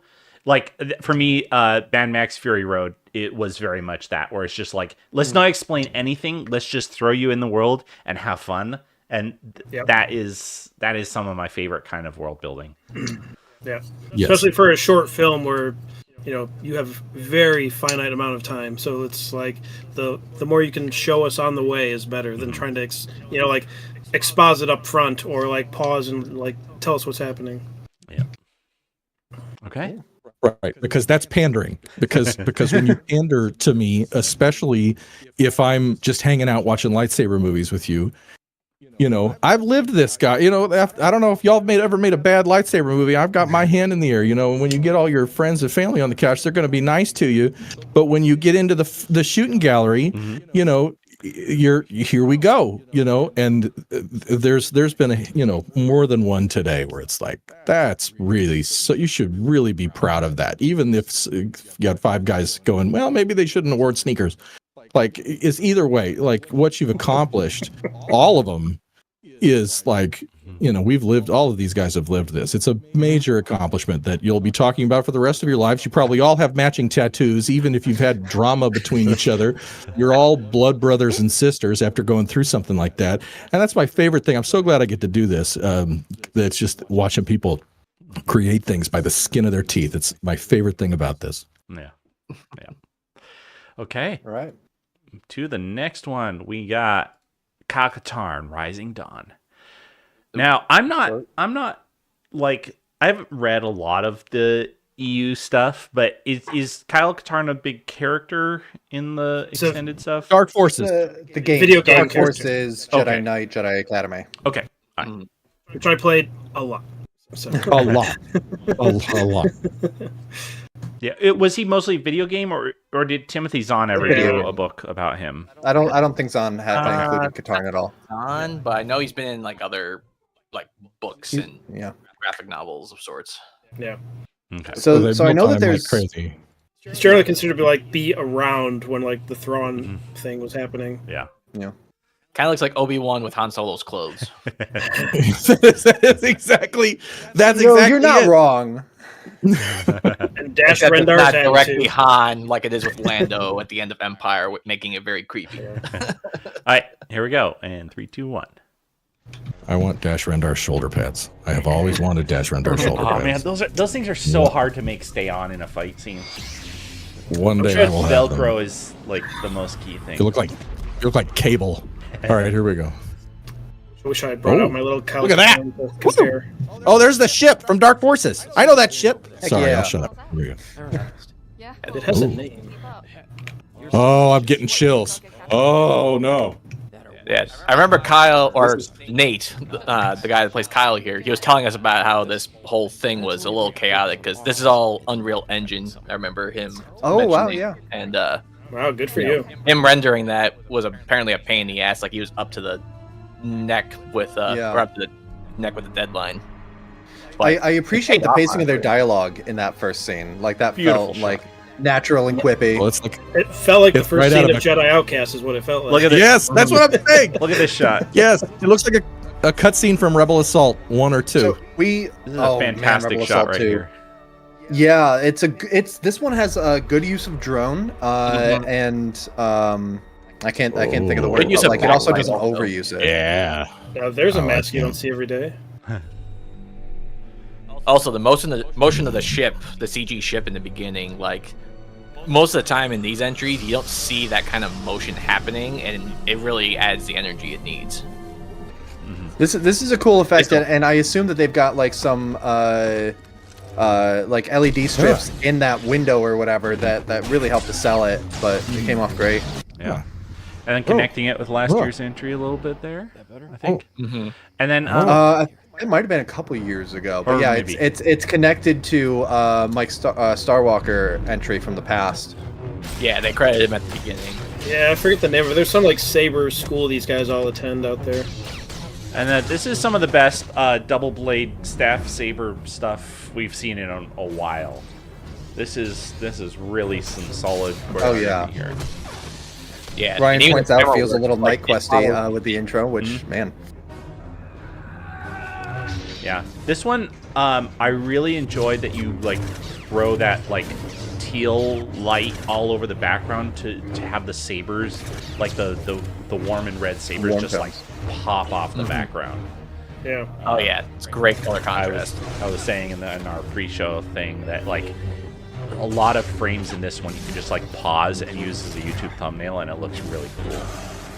Yeah. we were talking about Mike Starwalker's lighting feeling a little flat and like the not as much separation between foreground and background, and I don't know if it's location lighting here, just in the location choice, or if it is additional lights that they brought in, but it feels like the separation feels really solid.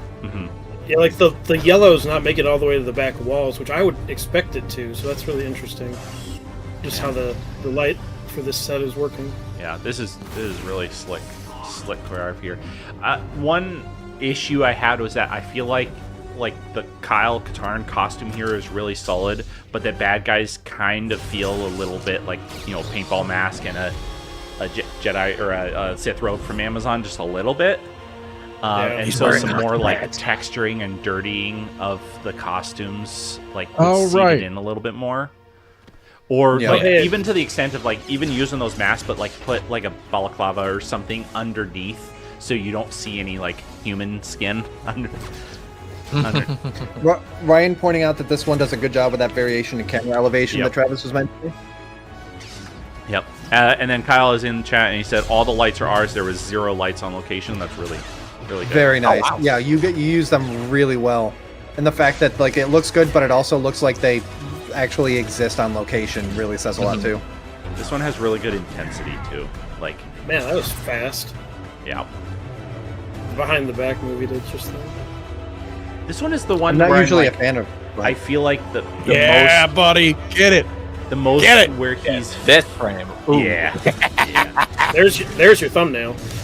and this drone shot too. Get it. Woo! This is one where I this feel is $1 million. I feel the most like he's fighting for his life a little bit.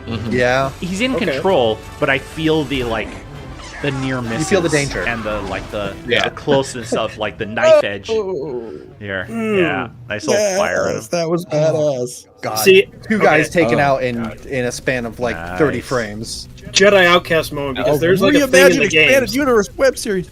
Get out of town. Oh, I'm going to watch the shit out of that. Oh, my God. Sorry. They're doing a whole thing. Dude, Dark Forces 3, Jedi Knight 2, Jedi Academy. If you told me we were going to watch a Jedi Academy fan film that takes dead aim and gets it right, I mean, you could say, because I hear what you're saying, it's skin on the thing. I'm just here to tell you, that's what they look like at Jedi Academy 2. They look like a bunch of jerks in black robes with paintball masks, and you fight them two at a time with your spinning yellow lightsaber. Was it the Remnant or the Revenant, something like that? The Revenants, those something jerks, like those assholes all need to be chopped into bits. Oh my God, that was amazing. And by the way, the consistency of the cinematography, the stone being green, and that was consistent. The look of the castle and the look of the environment was super consistent the way through. That's not easy to do. I'll bet you were out there for more than one night. That's not a one-nighter. That's a 2 or 3 nighter at least. And I was just awesome. That was blown away. Very Castle Grayskull for sure. Yeah. That one, really like the physicality. Really solid there. And let's see. There was a comment I wanted to highlight, but I've lost it. Sorry about that.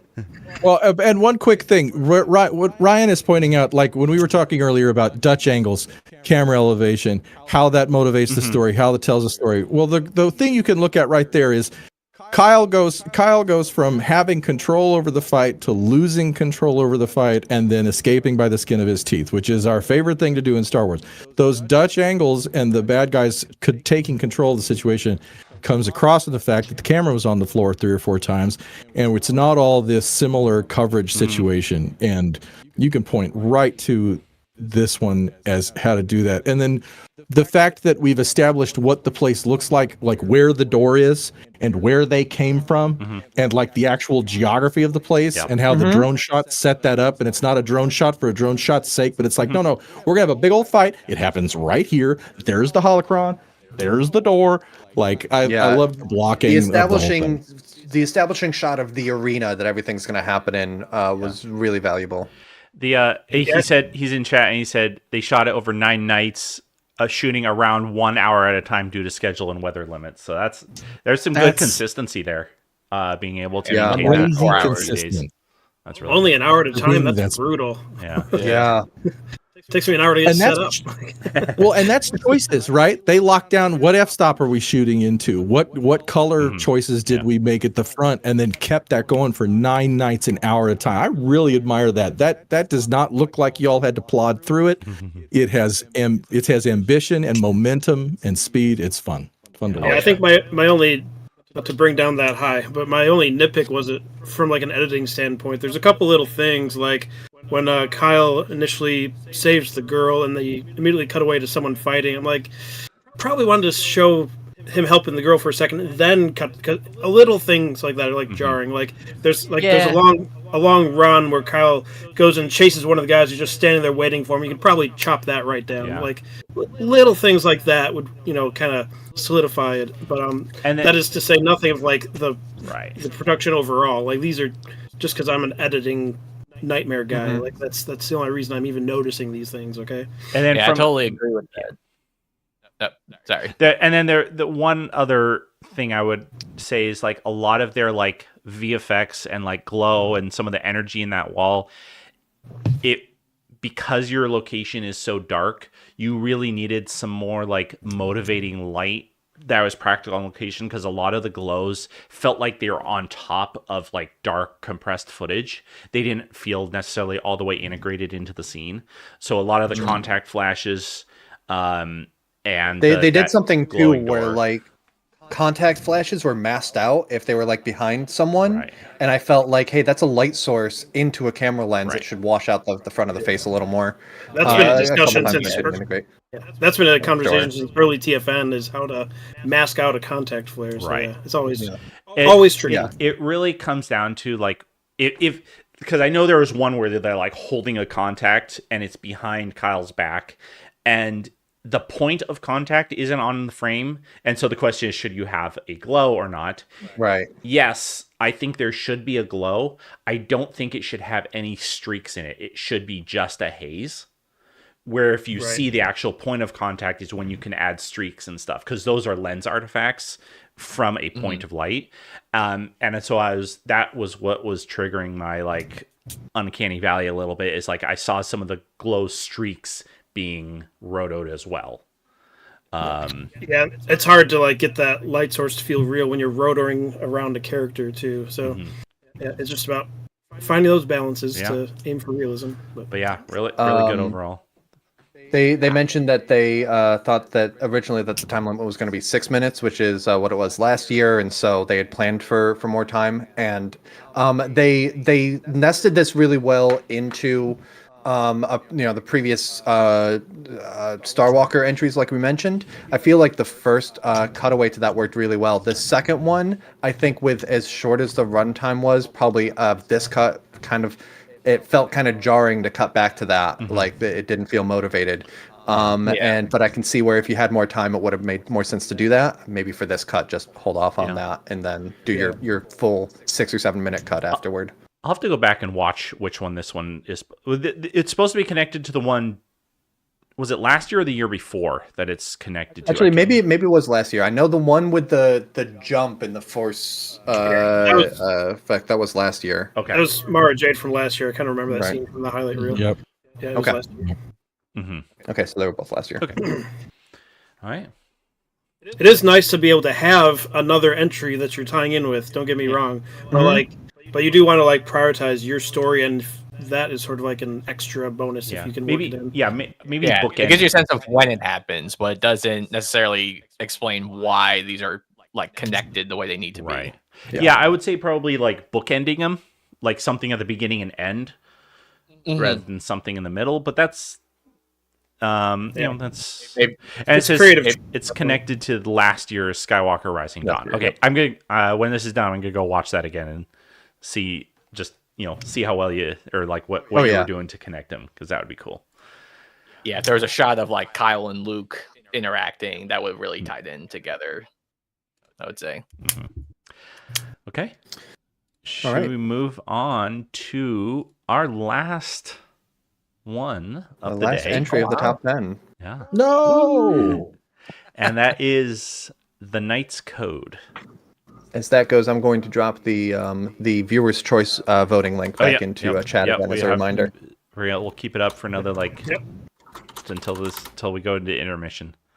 All right, and 3, 2, 1, unpause. All right, so this one really good. I really liked it. You did take me out a little bit with your first shot, because it's this slow push in and wrap around. And you highlight a full clothespin on the guy's shoulder holding his tabard, and the camera at one point focuses to that and not to his eyes, and it's like glinting off all the light. And so that would have been one just to like hide that clothespin for this shot at least, because it's just like straight in kind of silhouette focused on at least a lot of black Sharpie. Well, I didn't notice it until you said it. Well, I didn't notice it either. But, oh, really? Okay. So now we go to other stuff. This was a cool location. What is this? Yes. This is amazing. It is amazing. I really like, and even the practical, or the like, what I'm assuming is lights behind him there that are like on the walkway feel Star Warsy as well. Like this feels straight out of, like I've been playing the Jedi Fallen Order and Survivor games, and this feels like a location in that. Oh yeah, you found one hell of a Star Wars location, my friend. Yeah, this is kind of looks like the concrete version of the Archway in the Phantom Menace when they get like the laser. Oh yeah. Yeah, with the way the lighting is, I was wondering if this was a digital background for some of these shots.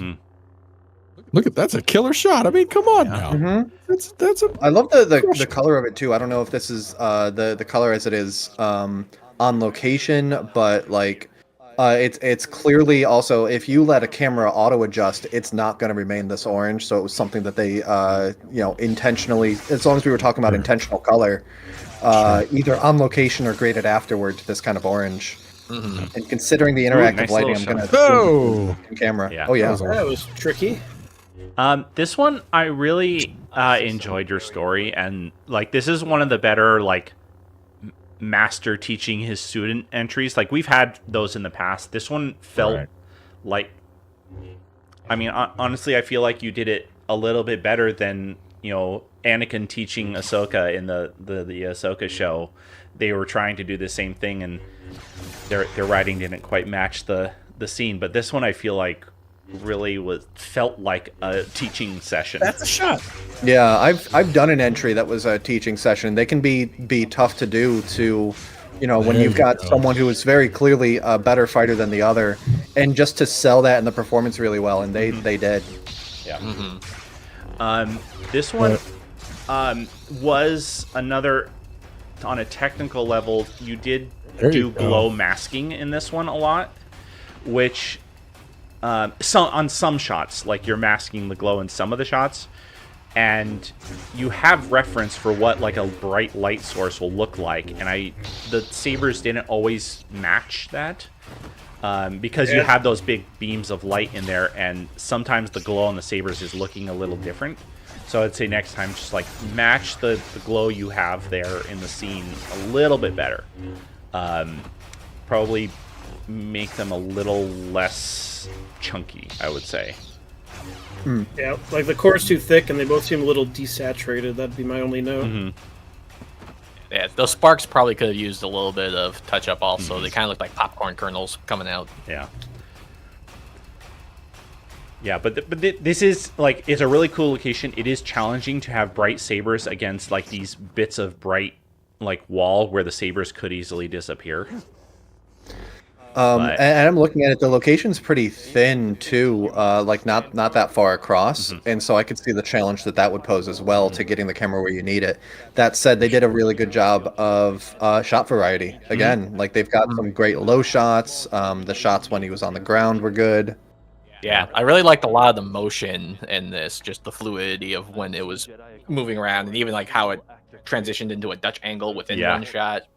Yeah, this one, there in the middle, there was a couple points where they had like a very distinct 180 break, which felt like it was more of like they got several takes of them just like moving around and the camera moving around. So, and then it felt more like an editing issue.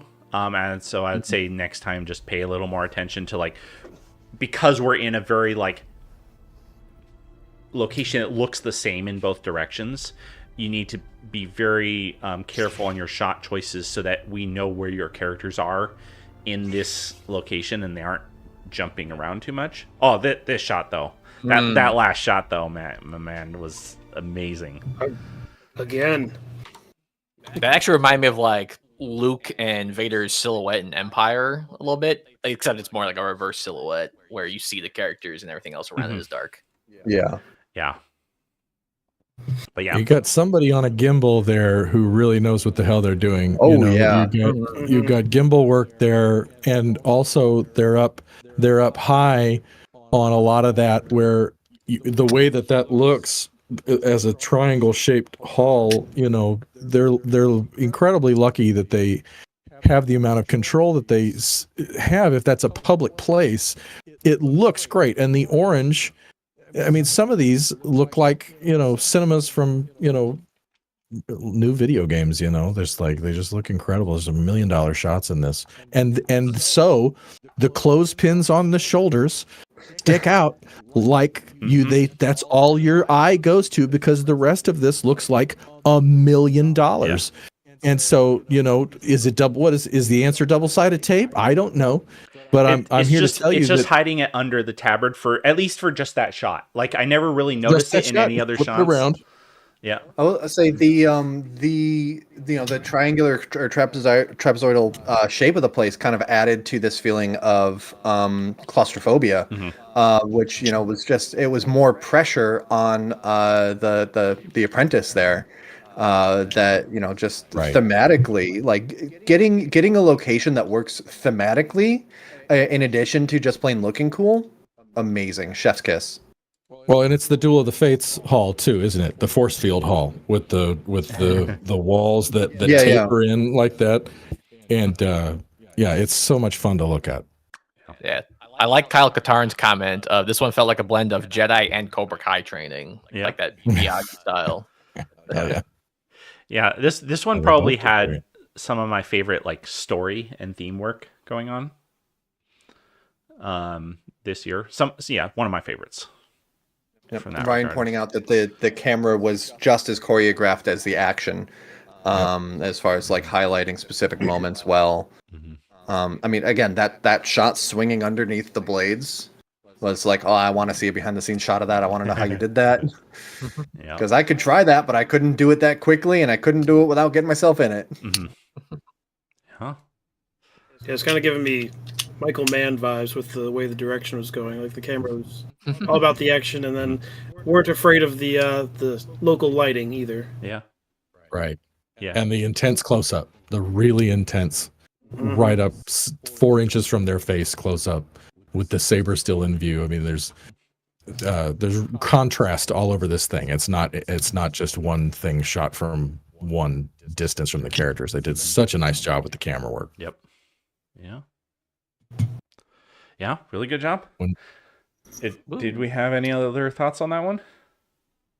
I don't know. Yeah. We're good. Okay, so that was the last of our top 10. Thank you guys for watching those with us.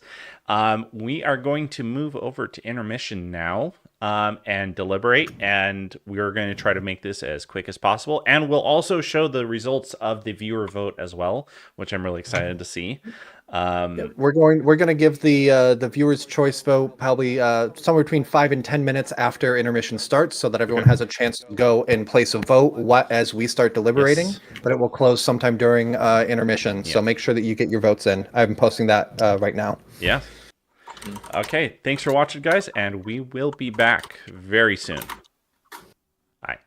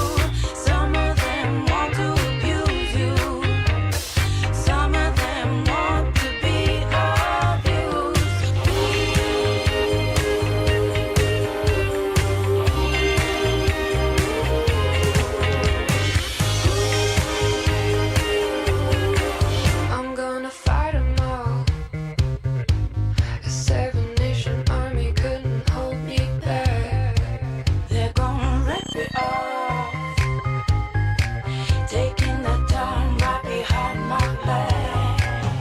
And I'm talking to myself at night because I can't forget. Back and forth through my mind behind a cigarette. And a message coming from my eyes says, hold your head up, moving on. Keep your head up, moving on.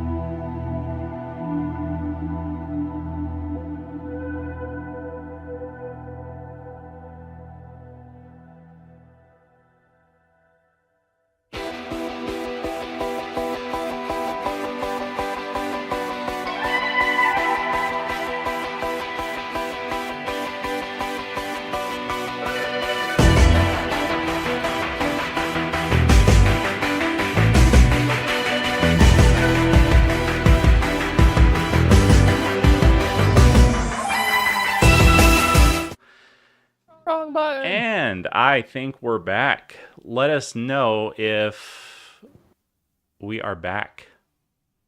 It would be good to be back. It'd be good to know.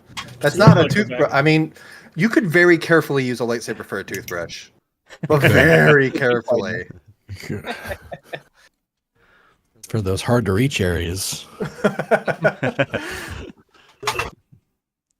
That's the stuff. There you go, buddy. Get in there. All right, let us know if we're back and you can all hear us.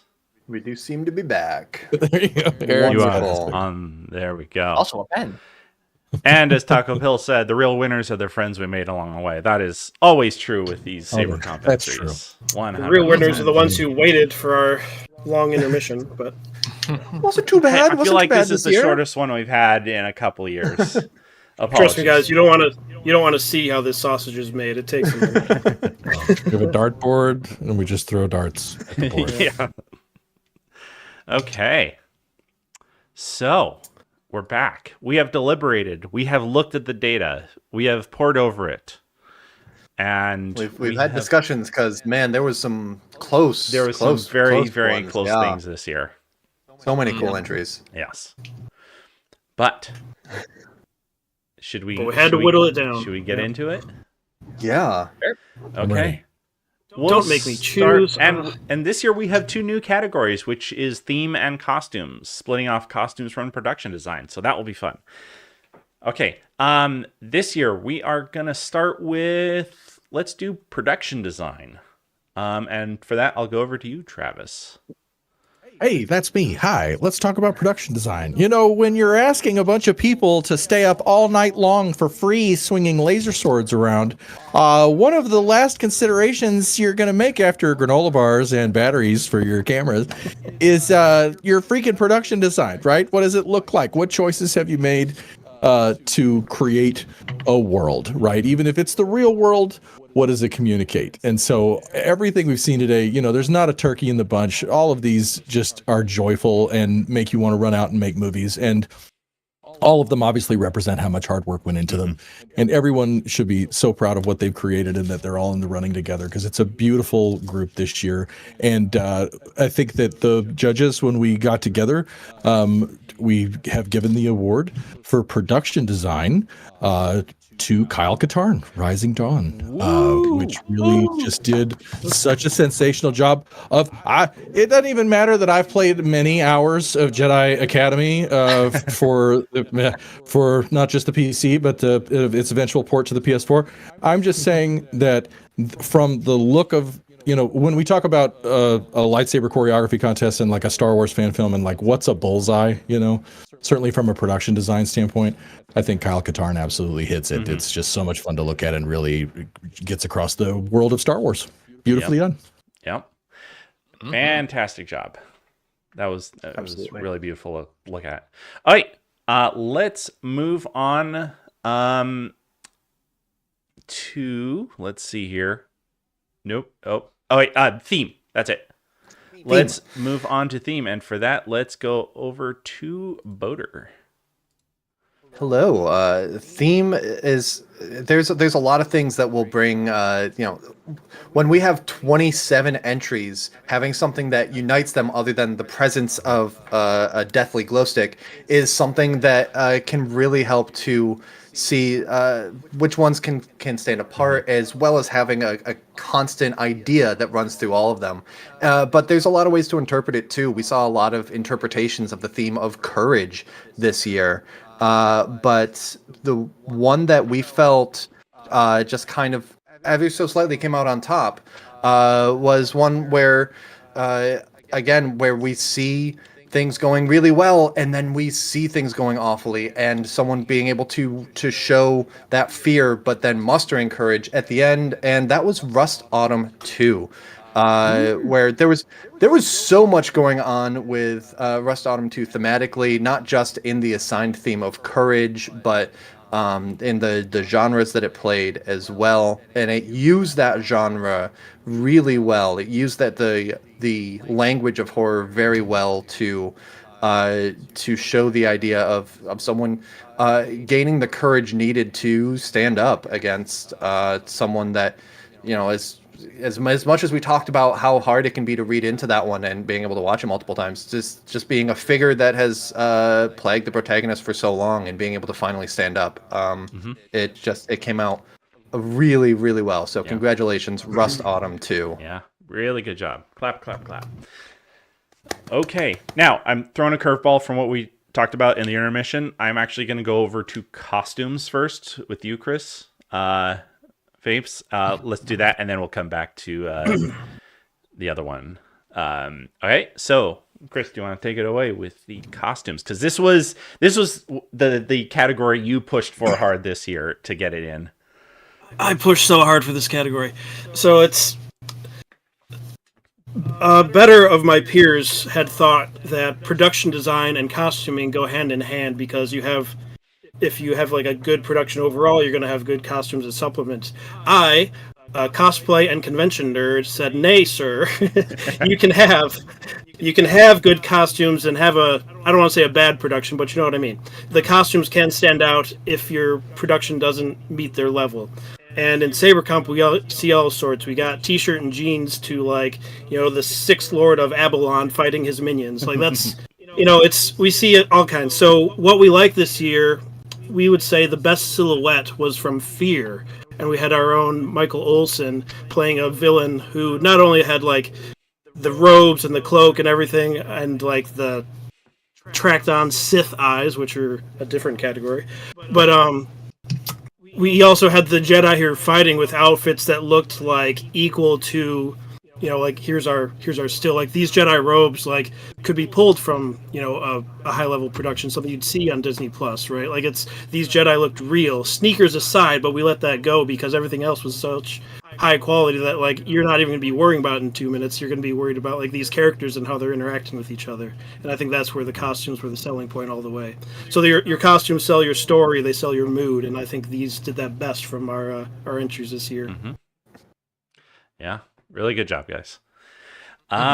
Okay, so let's go jump over back to Boater for the theme, best theme, which is our other new. Well, we've had this category before, but we kind of brought it back for this year. We did theme already. Yes, we brought it back for this year. Oh, it wasn't. I think the last couple of years we haven't had it for a little bit, and so we're bringing it back.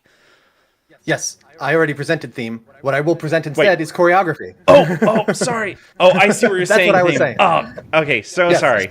It's fine. We had a plan. We changed the plan. Everything's fine. That is fully on me. Sorry about that.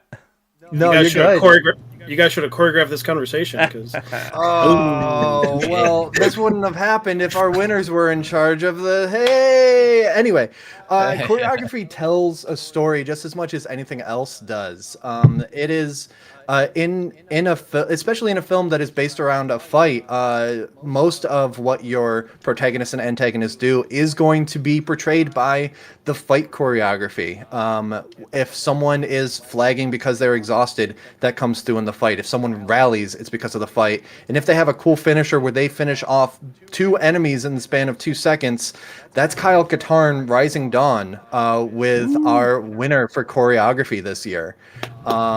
We were just really impressed with how the entry, just from start to finish, everybody was in the fight. The fight felt properly dangerous. You could follow the story of the fight. Even though it had really good dialogue, we enjoyed the writing and how the scenes played out there too. We were thrilled with how the story was told. Really could have been through just the motions, the fights, and those moments of someone with their back against the wall and able to rally and come back. So congratulations to Kyle Katarn Rising Dawn, our winner for choreography this year. Yeah, and I mean, given this was like started as a choreography competition, like we wish we could mention something about everybody's. Yes. Don't get me wrong, but had to pick one. So yeah. And I want to say that, like, while we agreed on pretty much all of these, like, pretty unanimously, it was tight for a lot of these categories. There was a lot of entries that were, I wouldn't say fighting over, but, like, we talked about. So There was discussion. There was discussion before the stream, and then like during the intermission, it was just a little bit more of like, okay, is everyone sure? Hold on, we have a couple changes of opinions. Let's make sure that everyone's on board. Right. Yeah, That happens. choreography was so tight. That happens every live stream. You get a little focused on one, but you're watching him again. You're like, wait, I forgot this guy did that awesome thing. Like, you know, it's a toss up every year. Yeah. Okay, now we'll move over to cinematography. And for that, we'll go over to Max Jordan. Oh, wait, that's myself. Okay, so for cinematography is not just the pretty lighting you have, but it's also the framing and the blocking and the staging of the characters and what you choose to reveal and show, and of your locations and your characters and your lights and all of that working together to help tell the story. And because the camera is the perspective of the audience, it is what we're supposed to see. And so for that, we would like to award Best Cinematography this year to The Knight's Code. This one had a fantastic location with like really good lights, and it contributed to just a really beautiful looking entry. But beyond that, just showing what you needed the characters, or what you needed the audience to see of the characters, and showing the moments and the elements and the looks and the emotional beats just really came together, and was just a really solid looking entry from you guys. Cinematography like can be considered into two separate parts sometimes, of like what does each still frame look like, what we're looking like here, but then you know, as far as lighting and all that, but then also what is the camera doing, its shot selection and movement and all that. And yeah, Knight's Code I felt nailed it across the board. Yep. Yeah, plus it's not hard when you have such like a single tone environment. Like it's not hard to mess it up and just like have oversaturated colors or, you know, overexposed areas, which can be difficult to see on your monitor on set because, you know, you're peeking through a window. Yeah. So it's really good that I think it really helped that it was a lightsaber contest, so they had different hues being flashed around that sort of revealed like the cameraman in fact knew what they were doing. So Okay. And next up we have, let's go back to you, Chris, for editing. Editing, yep, which is been in my blood as long as the LCC has. I learned how to do both around the same time. Lightsabers and editing are my jam, but it's a tough call for a lightsaber entry because there's a few ways to do it that I think of. There's, you know, technically correct, which is you have opponent A and B and you're showing them in their best light and editing as the moves hit and forward. And then there's what our winner did this year, which is Rust Autumn 2, is they took several styles of editing and put it all in one 5-minute short. You've got rapid cuts, you've got, I don't know what you call them, but like little shock edits of like just a couple frames flashing at you. They've got rapid edits of when a guy's hitting, and everything that they're showcasing for their longer sequences all flows correctly. So we had to give Rust Autumn, on sheer variety's sake, they won the category. Yeah. And really, like, honestly taking a swing with it, like just really trying something. Oh, yeah. I really appreciated that. Yeah, it's like Not to they mention the sound really enhances the edit also, just to give it all that punch it needs.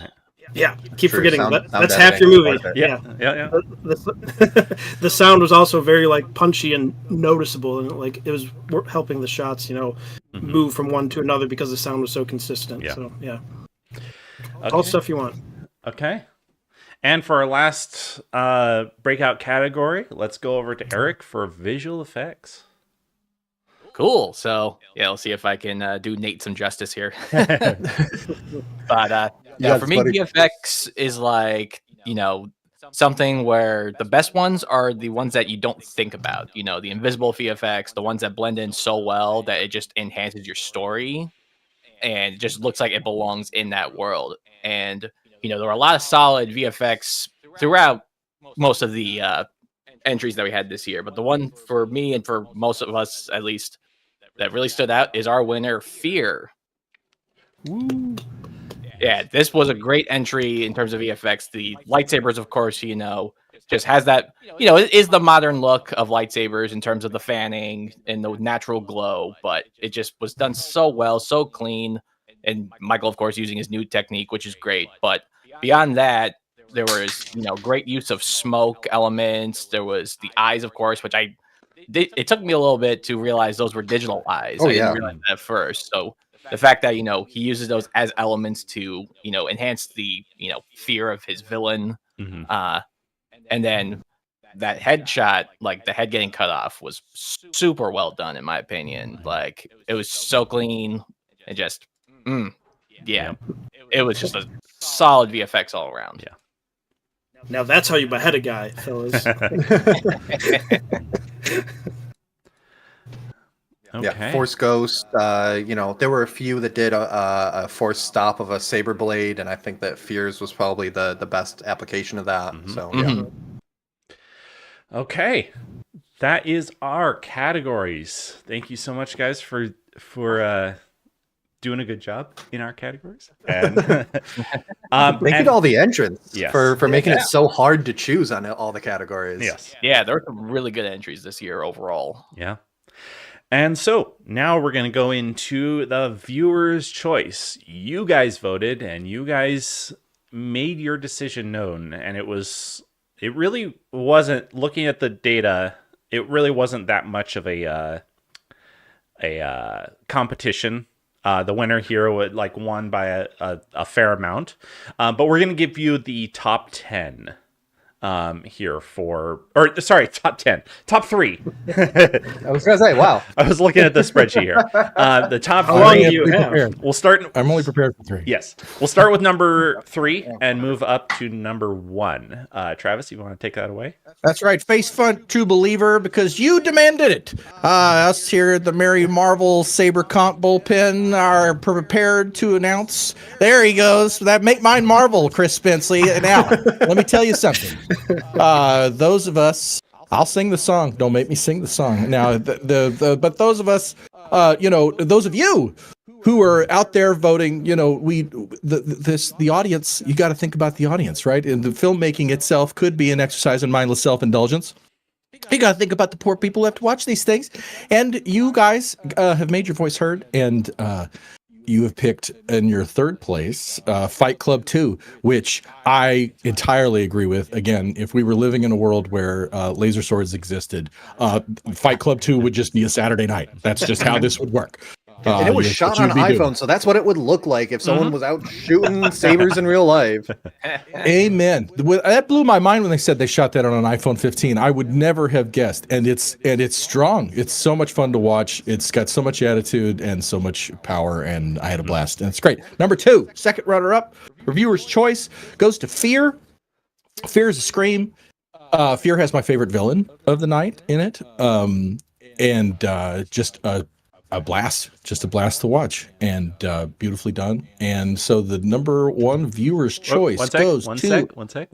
Let me pull up, because I got it. you gotta wait a little longer. I got a picture for them. We're still figuring it out. All right, there we go. We got one more vote in. We got to count it. Oh, there we go. Against the Tide, ladies and gentlemen, wins the viewer's choice award. And Against the Tide, coming out from outside of the top 10 we picked, the people that wanted this one, and that's fantastic. We love when that's solid. Yeah, we love that we can give those people those entries a chance as well in this. One thing that I loved about Against the Tide, I went because we hadn't just watched it just now in the top 10, and I was like, which one was that again? I watched it. I was like, oh yeah, that's the one that crammed so much story into 5 minutes. Watching it doesn't feel like a 5-minute film. They put so much into that. 3 or 4 entirely separate scenes that all had enough time to breathe. And yeah, absolutely fantastic storytelling, I want to say, for Against the Tide. Yep. Okay. And so that is our audience choice. Let's move into the overall categories. And these are not, you're not just competing here on these categories for internet points. You're also competing for a fancy brand new lightsaber from our very own Will with Coastal Sabers. And yes, it won't be this one, but it'll be this quality. Yep. and it's just really, really cool to have these actual glowing props that light. I have one as well, and I can attest that they are really cool. So cool. For the for the third place, let me just go over to what Will said, because he specified which sabers will be going to who. He said third place is getting one of their baselit sabers, and these people will be sending emails out to you guys and getting you connected with Will to like get your categories and everything. But third place overall for SaberComp 2024, we have the Knight's Code. This one was just really solid, and we all just loved it. And it was good job, guys, on that one. Yeah. Third place. Hard to figure out what else I can say that we haven't already I know, said. I know. As a complete package. Yeah. Just a good old master showing his apprentice what's up. Yep. Like, Yeah. if I may, my favorite part of this is the unnecessary when he knocks him back, then he just elbows him in the face because it's like, you know what? you gotta learn, kid. Like, so yeah, I like that one. Yeah. Okay. And for second place and winner of a NeoPixel lightsaber, that's the super, super bright glowing one, very similar to what Chris has right there, one of those super bright ones. With effects and sounds, I'm sure. And second overall for SaberComp 2024 is Rust Autumn 2. This one was one of my favorite to watch just overall. This one was awesome. And yeah, we've talked about it a bunch in the categories. We have. Really good job, guys. It's badass. Yeah, it's badass.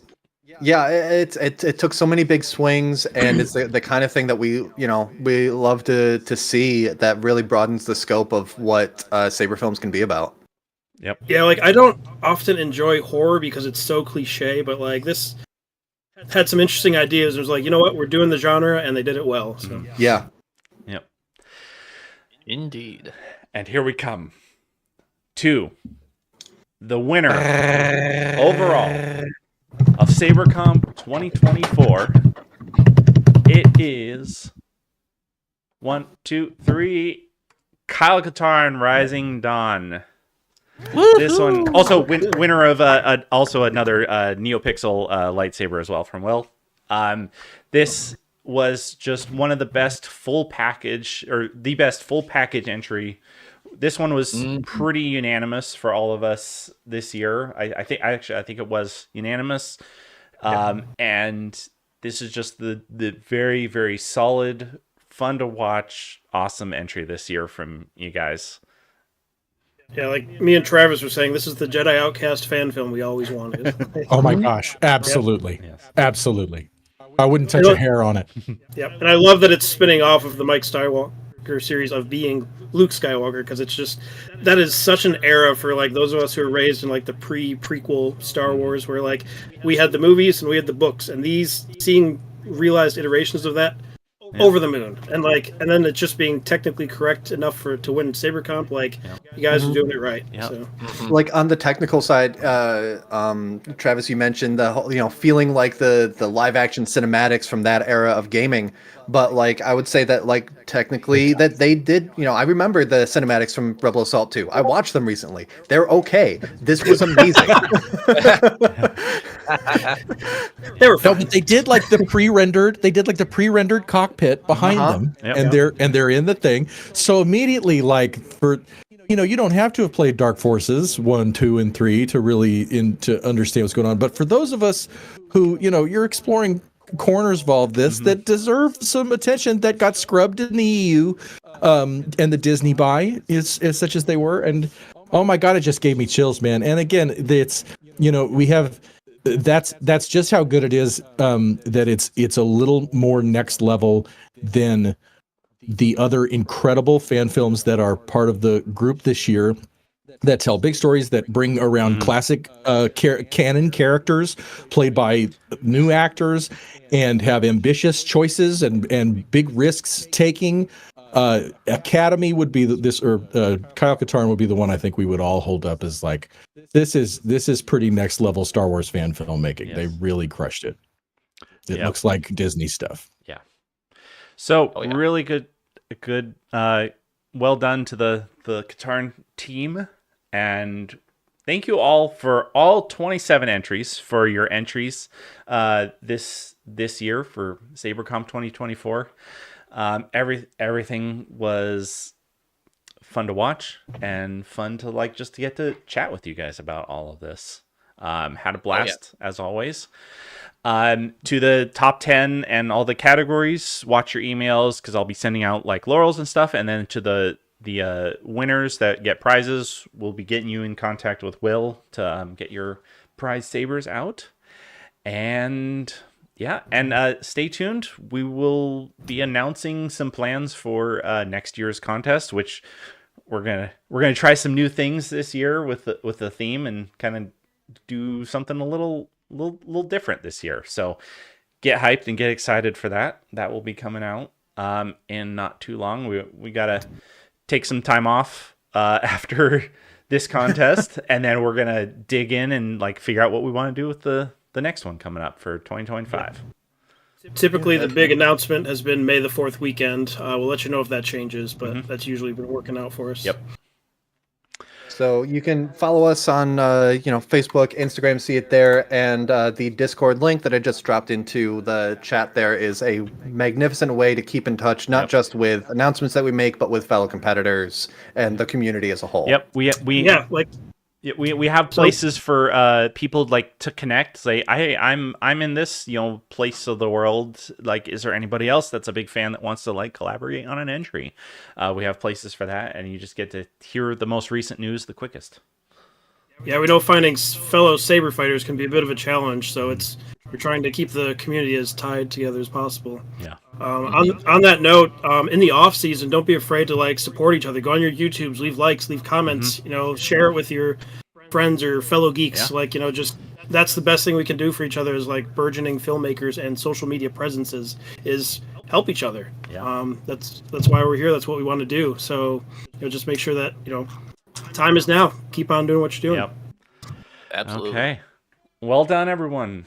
Yep. And thank you for hanging out and chat and having just a fun community to hang out with. It's really fun. And thank you to Boder and Eric and Travis and Chris for all jumping on and offering your input on this. No problem. Thanks so much for having me. It's been wonderful. It was fun. Wouldn't miss it. Thanks for including me. Okay, well, signing off for this year, guys. Have a good day, and for you Americans, American viewers, just like Super Bowl starts in a couple hours. Don't know how much overlap we have between Super Bowl and SaberComp, but yeah. Okay, signing off for Football the year. ended when the Thanks, Lions everyone. did. All right. See you. May the force be with you. Yep.